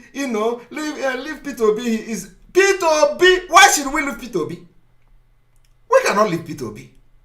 P2B is not leaving us. Okay? It's not that why we are talking this P2B is not that he's inconsequential. I'm telling you. It's not like if we keep quiet now, he is going to make anything. No. The reason we are shouting is that so that the world may know that we rejected presidency. So that the world may know when Biafra people decide that election will not take place, irrespective of the fact that Igbo man was a candidate, then we know that we rejected presidency. And we shouted. And we were shouting. That is the reason why we are making this noise. It's not like if we keep quiet, P2B is going to win. It's not like if we keep quiet, it is a what? No! A lot of people think that when we make noise, P2B will not win. Or we make noise, everybody don't attack. No! The reason we will make noise about P2B is because he is the only person that is Igbo name in that election. And he want to use his name to deceive the world into thinking that Ndi Igbo and Biafra will go to this election. So we have to shout that we are not part of it. P2B does not represent even his community. I am telling you, the day oh my goodness, P2B does not represent his community. The people shouting P2B are the people who don't know anything about Nigeria. They don't know anything. I remember when I went to the Twitter space, the first time I went to Twitter space, all of them, they came. Yes, let us boss Simon Ekpa. Let us Bokasiaya. They came. I thought they were coming to argue with me, and they had a test of Simon Ekpa. And all of a sudden, all those people disappeared. And before I went there, our family members there on Twitter was saying, Simon Ekpa, come, all these people are making noise. They don't allow us to breathe on Twitter space. They don't allow us to do, come. They were calling them. They say, all of you that are fighting, come now, no, Simon Ekpa is here. Come and ask that your question. Bring that your everything you are saying. Come here now, let Simon Ekpa address you. They tried it the first time. And the second time, they tried it small. And that was the end. All of them disappeared. We will go to Twitter space now. You will not see anybody. The only thing you will see are the Biafrans. Because the more they come, the more they become stupid. So, and believe me, they noticed that. They noticed that the way I am addressing them, in fact, some of them got angry. In the first day, some of them got angry. When I answered their question, the question will go inside their body and their heart. And the next thing is that, you are a terrorist. You are a terrorist. They got mad. Because the person have thought about it, and then he just found out that he just looks stupid. And then the next thing he will say is, you are a terrorist. So, we learn a new strategy, which is, immediately we go to this Twitter space, we will warn them ahead of time. We will say, please, do not use any vulgar, do not use any F word, do not use anything, do not call us, do not abuse us, don't insult us. Come with your argument. Come with your objective reasoning. Come with everything you want to defend Nigeria or defend P2B. Please, don't come here and curse us. But do you know that if before, it was the other way around. They say, oh, IPOB don't argue with anybody without insulting them. They don't argue with anybody. Before, that all they do is to call you name. All they do. Now, the everywhere change you go. It is now the Nigeria turn to abuse us. They can no longer defend Nigeria. So we go to Twitter space. We'll be looking for one Nigeria. We'll be looking for P2B people. They will refuse to come. Because if they come and talk, their friends will hear them. And they will hear how stupid they sound. You cannot defend Nigeria. No matter how brilliant you are. That is why somebody like P2B, you go and ask P2B a question. Now, he can't answer you. He can't. And Nigeria will make you to look the most stupidest person. If you go as brilliant as P2B and Soludo and all of them, go and ask P2B question. Ask P2B, for example, P2B, how are you going to remove the subsidy? P2B will not answer that question. The first thing he will do is to ask you, which subsidy? Jesus Christ. P2B will ask you, which subsidy? As if when we talk about subsidy, we are talking about subsidizing school. or we are talking about subsidizing million and one, or we are talking about subsidizing hospital, or subsidizing motor parts. We are talking about fuel subsidy. Is there another subsidy you are talking about Nigeria? P2B will ask which of the subsidy. And then he will begin to ask, he will begin to say, it depends on, the subsidy. He can't answer it. It's a challenge. It's a challenge. Because if P2B dare to say, I will remove subsidy, even if he's not going to do it, because this government that, this government now, the Fulani government that you see now, just for you to know that Nigeria can never work.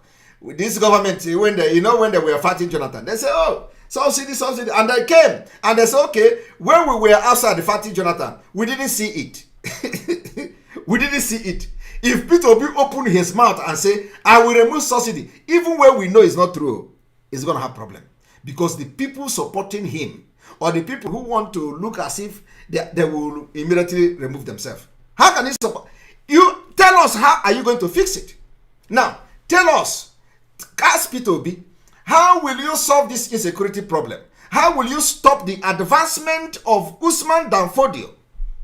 P2B cannot answer that question. Because if he answer it, he's gone. He can't sleep in Abuja. I am telling you.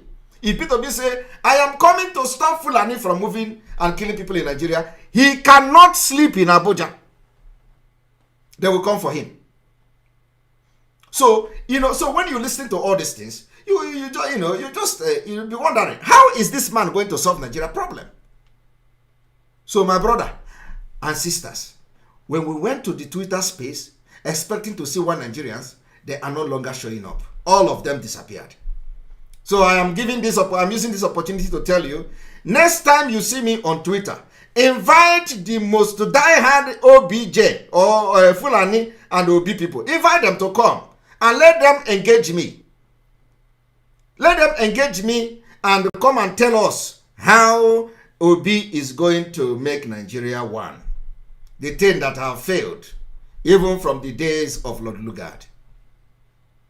Let him come and tell us. So, how he is going to make Nigeria to work and how he's going to make Nigeria a country. Because Nigeria is never a nation. And of course, on this note, we are going to also bring this video, which some of you may have watched. Some of you may have watched this video, where the party chairman of Kwankwaso, whatever they call them, we are dealing with P2B. If you don't know, I want you all to watch it. Party, Peter Obi in the 2023 general elections. Now, Senator Kwankwaso and Obi have been conversing on how to form a coalition or alliance to dislodge the All Progressives Congress and the People's Democratic Party. The party's National Publicity Secretary, Agbo Major, describes the report as false and a figment of the imagination of those who are saying so. Now, the party says it has high regard for journalists as the watchdog of them and major stakeholders in the Nigerian democratic process, but it is urging them to always ensure that they do not allow themselves to be used by politicians and all of that. Well, I'm glad to have with me here in the studio the National Publicity Secretary of the New Nigeria People's Party, Agbo Major, joining us to have this conversation. So good to see you again, Major. Thank you, Samuel. Yes, and your party is growing. Oh, yes. When the last time we met, there was no alliance with the Kwankwaso group. Then it was a smaller group, but with the entrance of Rabiu Musa Kwankwaso, it looks like NNPP is the new bride in town. Well, our party has always been there for about 21 years now, no doubt. And within what is available to us, we've ensured that we've done what we should do primarily as a political party. If you take through, subsequent elections we've had in the past, you discover that the party has effectively participated in those elections. And we've even come to, up with winning so many seats, including a senatorial seat in Bauchi North. The rest is history. It's not for me to say here. What I'm trying to say is to say that the party has always been there, but somebody has to ignite something, to get it look stronger. Yeah. The coming of His Excellency Mohammed Rabiu Musa Kwankwaso, no doubt, has repositioned the party, and today, you rightly said, we are the bride. Yeah, it's attractive. I've seen some Nigerians saying that whenever they look at your logo, they feel happy because they see fruits everywhere. Yeah, Lots of fruits. And I don't know if that's what you're coming to give Nigerians in terms of governance, and that's why the Labour Party is attracted to you. They want to form an alliance with you and all of that. Tell us about that. The primary responsibility of every government is to ensure, one, that the people are safe, that's security. Then two, the people should be happy, they should have food on their table. And as you rightly have said, the logo of our party, depicts what we are coming into. Very enticing. Enough food Very enticing for Nigerians to eat and be happy. Of course, as you can see, there is, poverty everywhere, ravaging Nigeria as a country and ravaging Nigerians. There's hunger, acute hunger, not just hunger, but acute one. And what we want to do is to ensure that there's food everywhere. Our logo clearly speaks for what we set out to do as a political party by the time we take over power in 2019. And it's not just Labour Party, we are the bride, although so many other political parties are talking with us. It's just including that... PDP and APC? No. We want a clear departure from what has been the order of the day in the country. Nigerians are obviously very tired of those two political parties, PDP elsewhere for 16 years. It's not for us to judge them, but it's for you and I, and then our children, to say and state whether they've been, changes in their life, changes in their well-being, changes in infrastructures and all of that. I'm not here to judge them. We're a political party. We are targeting an opportunity to be able to execute our manifestos. APC is there. Of course, if you go to the streets, you will hear what Nigerians are saying, hunger everywhere. Okay, so tell us about this controversy, actually. Why do we have this controversy with a lot of anxious Peter Obi supporters saying that Kwankwaso has agreed to be the deputy of Labour Party? Is there an alliance already? Well, in party relationship, that is inter-party relationship, there is always a room for alliance. There is always a room for all forms of understanding. It could be alliance, it could come under whatever name. I am here to tell you that we are talking, the two political parties are talking, the two presidential candidates of the two political parties in question are also talking. But what really went amiss was the speed with which they went to the street to say that there's already an arrangement in place and that one has agreed to be deputy to the other.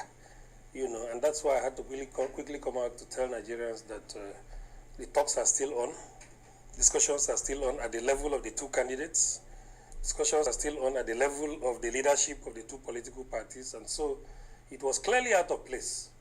And that's why I referred to it as mischief. Whoever wrote that did that out of mischief, and probably maybe with a hidden agenda to see how he can put asunder the relationship that has existed. We've seen the Labour Party supporters, Peter Obi supporters, as they like to call themselves, not necessarily Labour Party supporters, but Peter Obi supporters who like to call themselves obedience, actually say that they would have loved such a combination. Tell us, why can't Kwankwaso deputize Peter Obi? No. You see, we have always said it. Let me tell you, of the 18 presidential candidates, that have come up at the conclusion of the nomination exercise, I can tell you that His Excellency Mohammed Musa Rabiu Kwankwaso stands out. He stands out. It's clear. This is a man who has affected the lives of people. You go to Kano, his antecedent speaks for him. His relationship with the ordinary people. One striking thing about him is that he is directly there for the ordinary people. And that has stood him out. We have continued to receive calls. A lot of people have called to say, no, we will not accept that. The only thing we want you to arrive at is a conclusion that Peter Obi will be deputy. Peter Obi obviously is a very nice man, who has also done well. If he agrees to deputize Kwankwaso, you would accept that proposal? That is the only thing that is acceptable. Okay, but how about the criticism that, Kwankwaso is only restricted to Kano and maybe Jigawa? No, I think that's and the NMPP, that the predictions are that the NMPP may only do well in Kano and maybe Jigawa. You know when people come to analyze and make inferences about things they do not know about. Now, you know why I allow this to roll?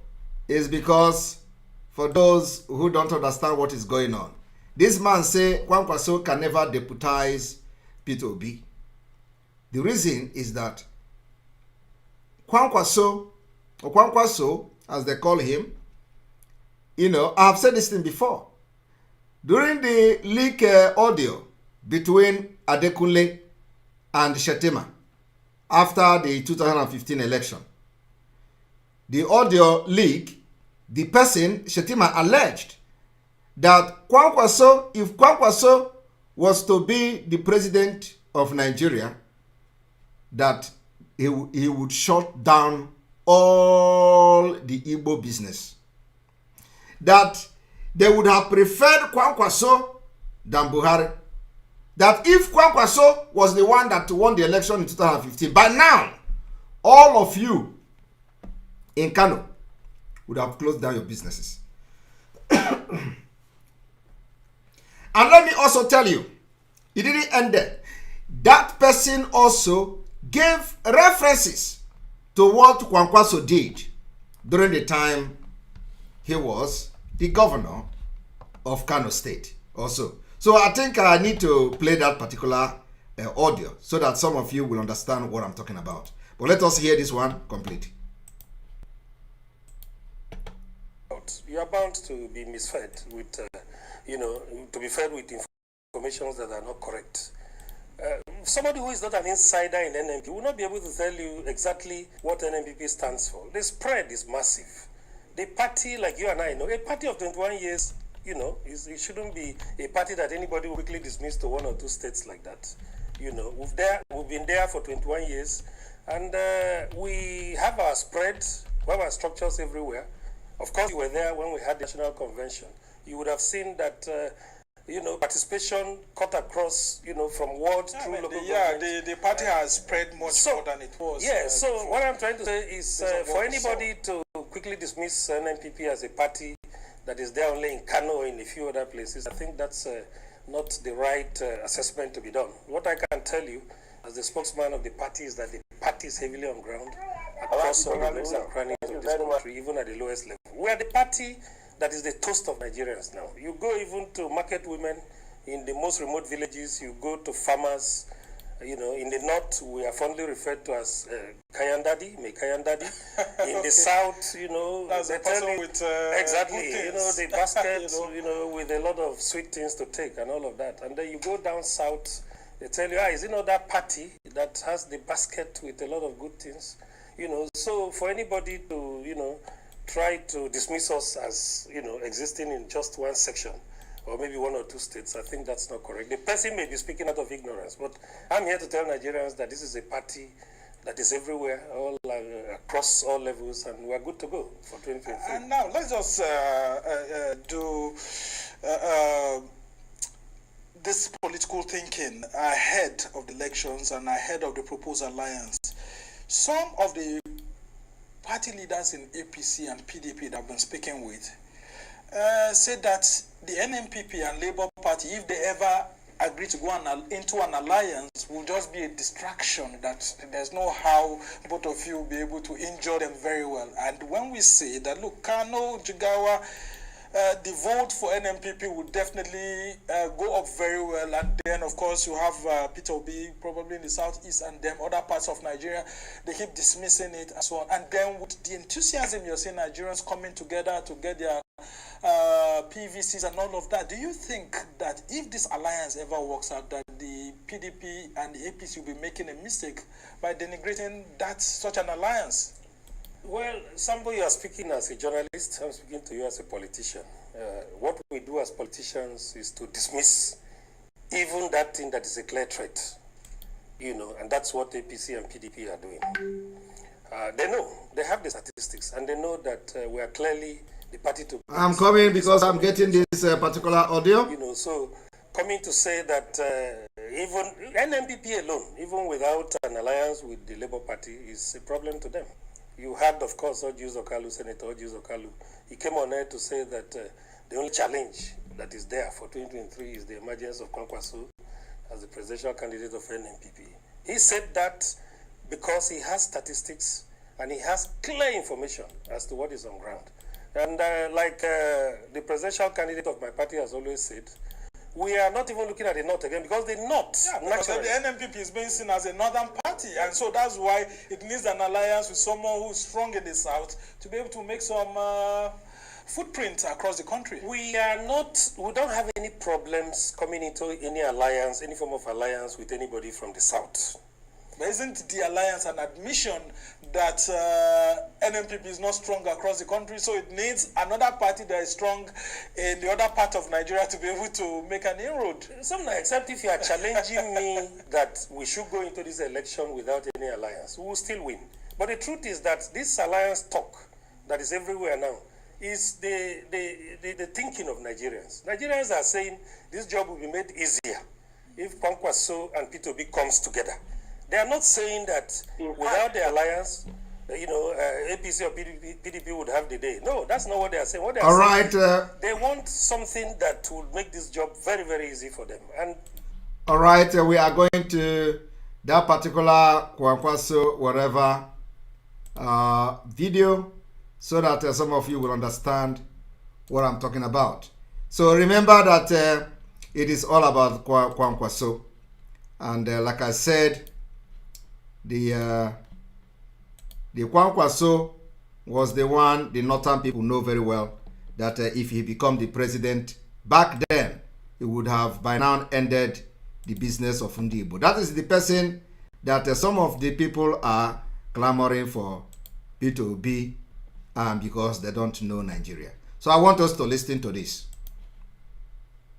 Some Yorubas were telling me when I was in Lagos last weekend that it is we, the Northerners, when we are in charge of Lagos as federal capital, that open room for Igbos to come and dominate them. And it's over now. And it's over. All the businesses Igbos are doing, we are going to bring it and do it. Do you get me?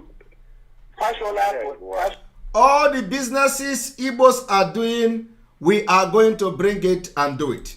For the past 5 years, have refused to approve any industry, especially pharmaceutical, to Igbo people. Find out. You are right. All right, all of you that are in pharmaceutical industry, and you are in Lagos, they say Fashola stop giving you license. And if he is doubting him, he should go and find out. Some of you are shouting Obi today. The same Obi is going to Kwankwaso, which they say he is going to close down your businesses. Do you get me? So the Yorubas in these 4 years, that's what we are telling ourselves. If we in the North want to be useless again, let us be. But the Yoruba people in the 4 years, they want to control their land completely. That's why Buhari have to sign that Lagos is going to be given special status. We are going to have a kind of semi-regional system. Lagos is going to have special status. It means nobody again will control Lagos. The indigenous of Lagos are the ones that are going to control Lagos. They can form land policies. Do you get me? They may decide to say, you as a Yoruba man in Lagos, you will pay 5,000 naira per annum for a land. As Kenan rent. Me as a Hausa man, I will pay 10,000 naira. Igbo man will pay 1 million naira. Okay. This is why they are heading for. Do you get me? So, now, unfortunately, again, attitude of the Igbos have made the illiterate Northerners who have not gone to school to realize now, I say they are powerful. They are the one who give these people land to stay. They are the one who give them food by the power of God. They are the one who accommodated them by the power of God. Do you get me? Since Igbos can turn around and humiliate us, look at what they did to us. Those people that they assemble about 400 of them and call them Boko Haram. Do you understand? Do you know that they picked them one by one?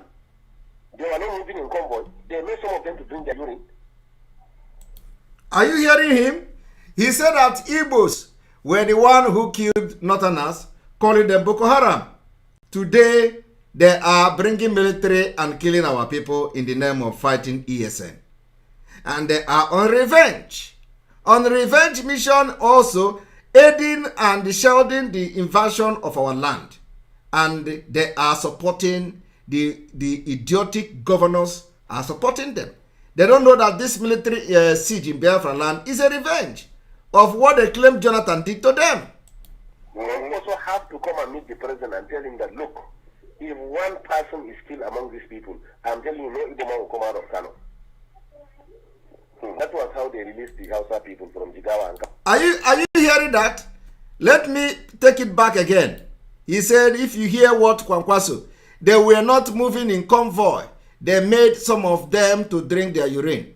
Kwankwaso has to come and meet the president and tell him that, look, if one person is still among, is killed among these people, I am telling you, no Igbo will come out of Kano. Are you hearing it? Kwankwaso threatened Jonathan that if he kill any Boko Haram member, no Igbo man will come out alive from Kano. Now, go and ask Jonathan, did Kwankwaso, come to him and told him this? Okay? Ask him. This is a live confession. Kwankwaso threatened Jonathan. When they want to do it, they call it Igbo. Even Jonathan, they are calling Jonathan Igbo. So when they want to do this impunity, everybody from the south, from the eastern region is Igbo. It is only when they want to deal with us, they will begin to divide. This one is Ijo, this one is Rivers, this one is this and that. But generally, they regard you as Igbo. Now, Kwankwaso went to Jonathan and threatened Jonathan that if he killed Boko Haram, nobody will come out, no Igbo man will come out of Kano. Listen to it again.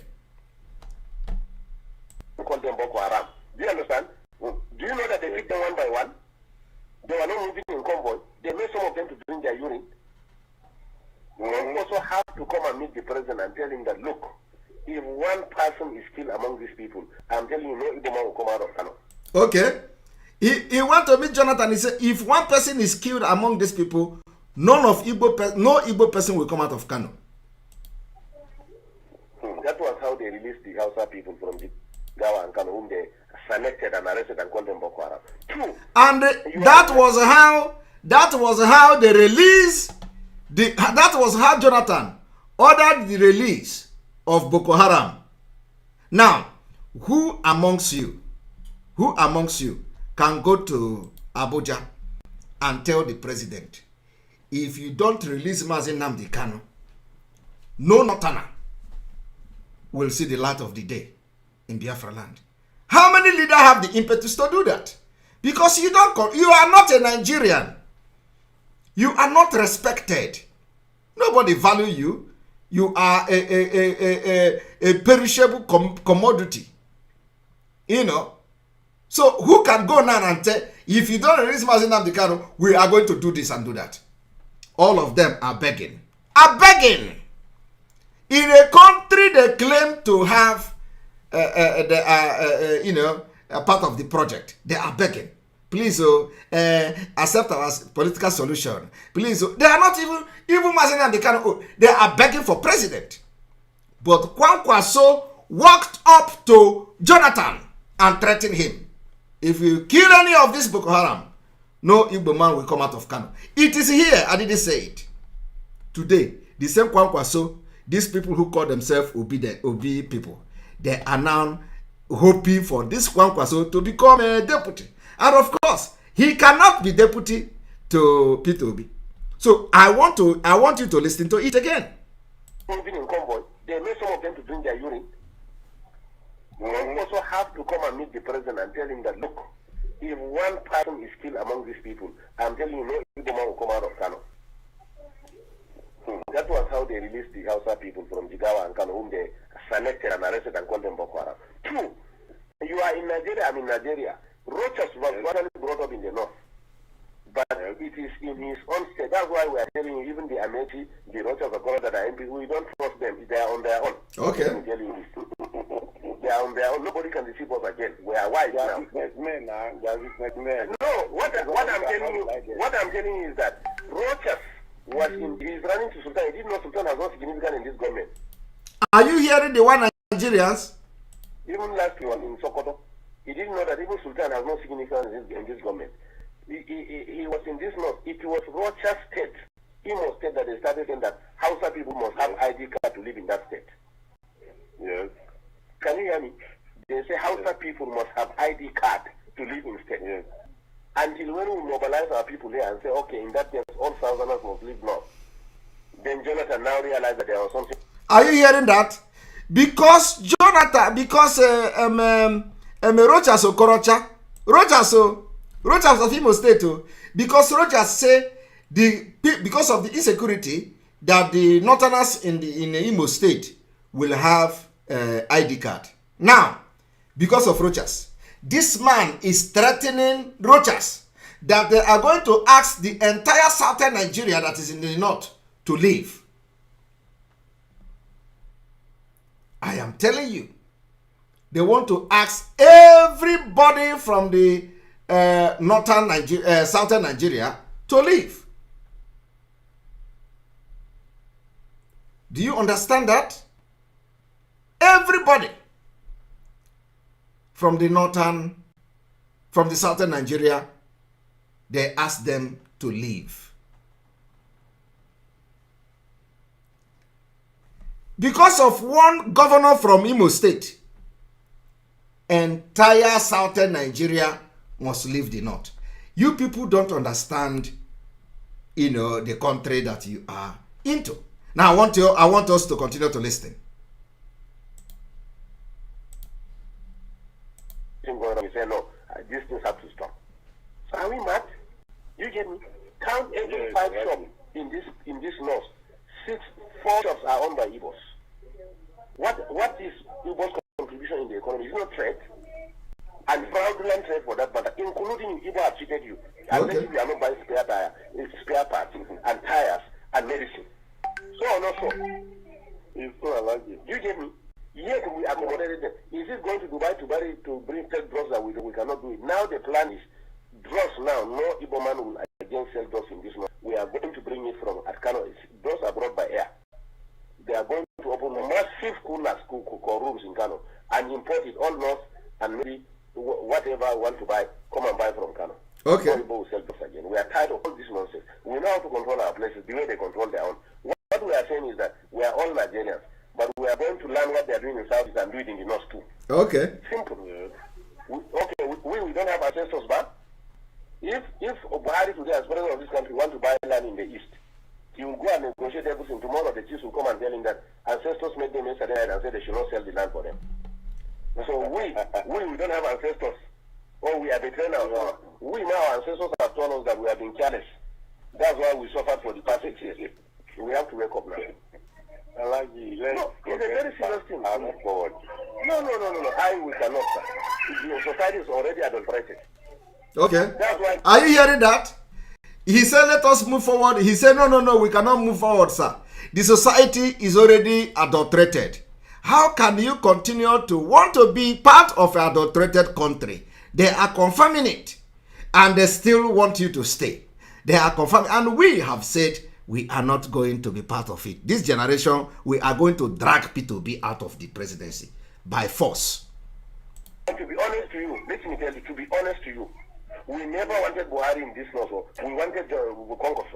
Listen, we never wanted Buhari in this election. We wanted Kwankwaso. Yes. That's what I'm saying. If it is Kwankwaso, the primary, Kwankwaso will have defeated Buhari. Listen to me. Hey, you know the Tinibus and Co prefer Buhari because he really tried. Can you hear me? Because Kwankwaso will have solved this north-south problem for us within 6 months. Did you hear that? That Kwankwaso would have solved this north and south problem within 6 months. Now, listen to how Kwankwaso is going to solve that problem within 6 months. In Kano, Kwankwaso gathered all the Igbos and told them that all these drugs he closed all those fake drugs they are selling in Kano. He said that in Kano, Kwankwaso gathered all the Igbos and close all their drug shop in Kano. That is how Kwankwaso is going to now deal with the North and the South problem. And P2B, people are campaigning, the idiotic people are saying, oh, Kwankwaso and P2B, because they are looking for her to get vote from the North. And they don't know that P2B is worse than Buhari. Kwankwaso is worse than Buhari. Listen by yourself. You know him now. So that's why we wanted Kwankwaso to be the Igbos made in Abuja and one after the election that they were in charge of 70% of Abuja is their own. They should be given minister of. Can you imagine? You hear that? He said that is the reason why they would have preferred Kwankwaso than Buhari. That Kwankwaso would have ended this whole thing within 6 months. Today, these idiotic people are saying, oh, let us hope Kwankwaso will come to join P2B. The Gushan say this is the governor they want. With their rule and everything, Igbo say no, he cannot be governor. Haba. In somebody's land. In somebody's land. Haba. In somebody's land. In somebody's land. In somebody's land. So you have just listened to it, that Kwankwaso was the preferred candidate from the northern Nigeria, who would have dealt with the South. And today, they are also targeting it. But the only good news is that it is not going to happen. 2023, we stand on no election in Biafra land. And everything that must be done for our voice to be heard on no election, we are going to do it. It is time that we call the attention of those who care to know that if we do not end Nigeria, Nigeria will end us. Nigeria will end Europe. Nigeria will end America. Nigeria will end Asia. Because from Nigeria, they will derive every resources they are going to need to attack the West. So we are saving ourselves, and as we are saving the West and America at the same time. On this note, I say thank you very much for being part of the program.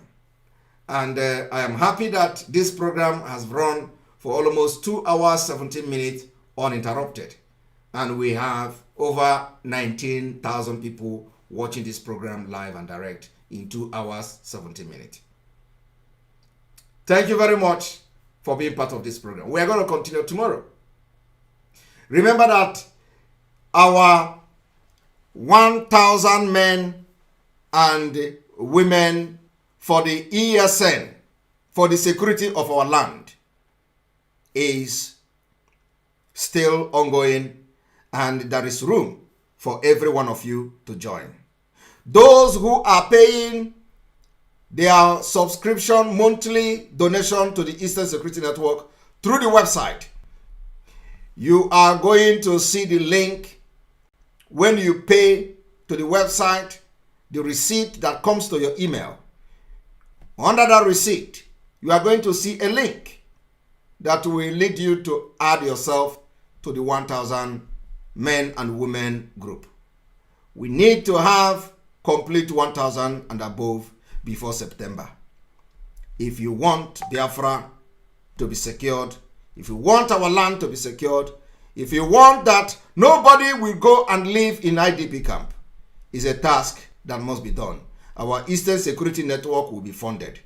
Why some governors in different states in the north are shouting for their people to be armed, we are 1 million steps ahead of them because we have already created our own security outfit. So we don't need everybody to carry gun in Biafra land. We have people who will carry the gun on your behalf and defend your land.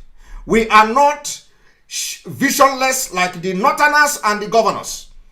While they are waiting for them to be killed, those who are alive today, they are advocating for them to carry gun. We are not waiting for them to ask us to carry gun. We have created the Eastern Security Network that will protect our land and carry the gun on your behalf. We will continue to do that, and will not fold our hands, and our land will be taken away from us. We will not fold our hand and watch our women and children being killed. So it is the responsibility of everybody. And we want those who are well-to-do to come up. The time is now. The criminals that have controlled this movement, we have all chased them away from this movement. Like I promised them many months ago. I said, I will be your last bus stop for those criminals in this movement who want to destroy Mazi Nnamdi Kanu's legacy. They sold him, betrayed him, used the opportunity to have a second thought and begin to destroy everything, including the ESN. They begin to fight them. They starve our Eastern Security Network. They don't feed them. They neglected them. They abandoned them. They order their killings. They expose them to the enemy. It is time you align yourself with this particular movement until Mazi Nnamdi Kanu is released. I believe after today, a lot of you will open your mouth and open your eye.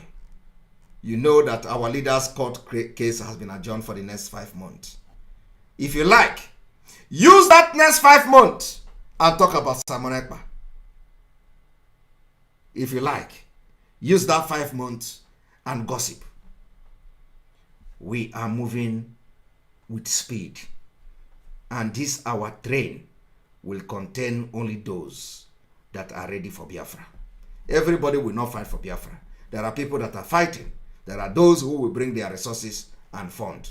If you are part of those that God have appointed to be part of the funding of this movement, it is time you come forward. Thank you very much. May God bless you. May God bless Biafra. May God bless Mazi Nnamdi Kanu. May God bless on the Igboho. May God bless our Eastern Security Network. May God bless our Umuada. May God bless auto-piloted IPOB all over the world. May God bless all our gallant men on ground.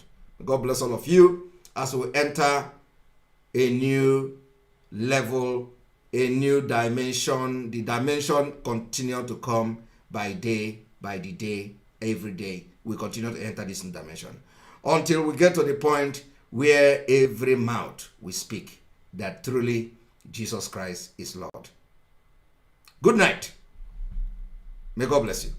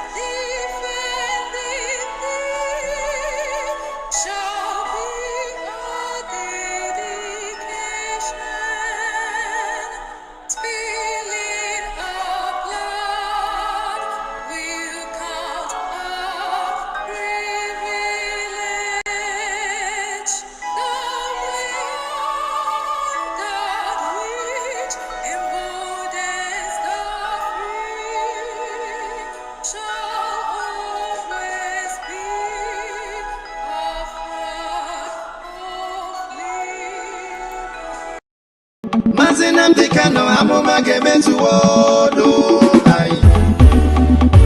Chukwu okike chekwa gị gị na ezinụlọ gị ya. Ndị nwe obodo abatago, everybody give way. We no want election before you say we jump in. We want referendum. Na masị Nnamdi Kanu, nothing more, nothing less. Anyị na-anọ Nkanye bụ Nkanye, abi they want to cage us. After kidnapping, still they want to come they rape us. Onye ka anyị ga-akọsanụ because we want a savior. Maazị Simon Ekpa, Chai Nnenne ụwa bịa n'ụlọ ekelu. Since 1967, they are killing us. Maazị Simon Ekpa, I be on the autopilot.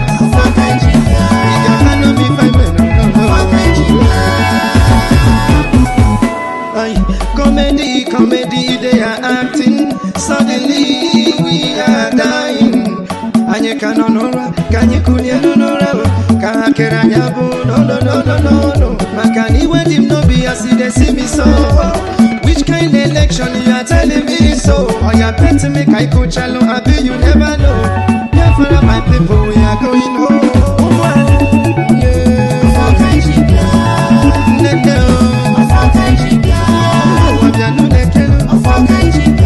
Since 1967,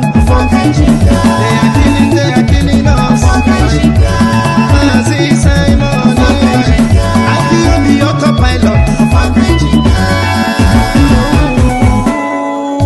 Akabajaka jinu, ahamadike. Onwuku wonde jinu, ahamadike. Mandi nọ na prison maka ife anyị na-emenụ.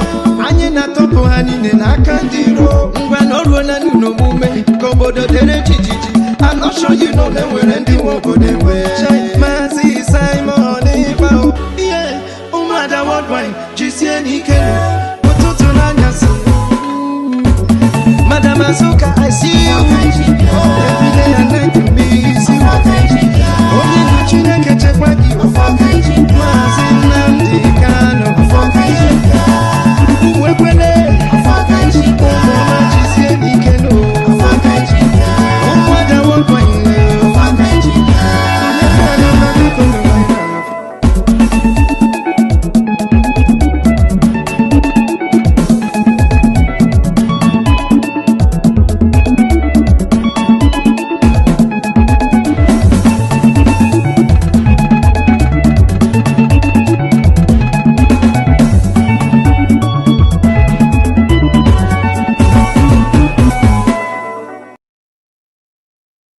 You must listen to her. Of course, you must go and listen to Simon Ekpa, who is doing a very fantastic job.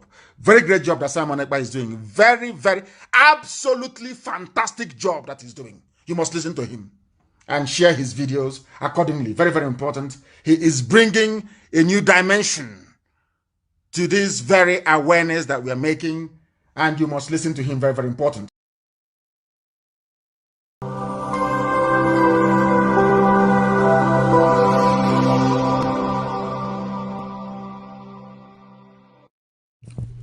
IPOB, one family. Biafrans all over the world. If we want safety and security for our people, then let's continue to support Eastern Security Network. All donations are welcome. No contribution is too small or too large. Do your part, knowing that freedom is in our hands and together we must all rise to the occasion. Go to our website to make your contribution, www.ipobinUSA.org/donate. And remember that freedom is not free, but together we restore it. Farm by farm, forest by forest, house by house, and street by street.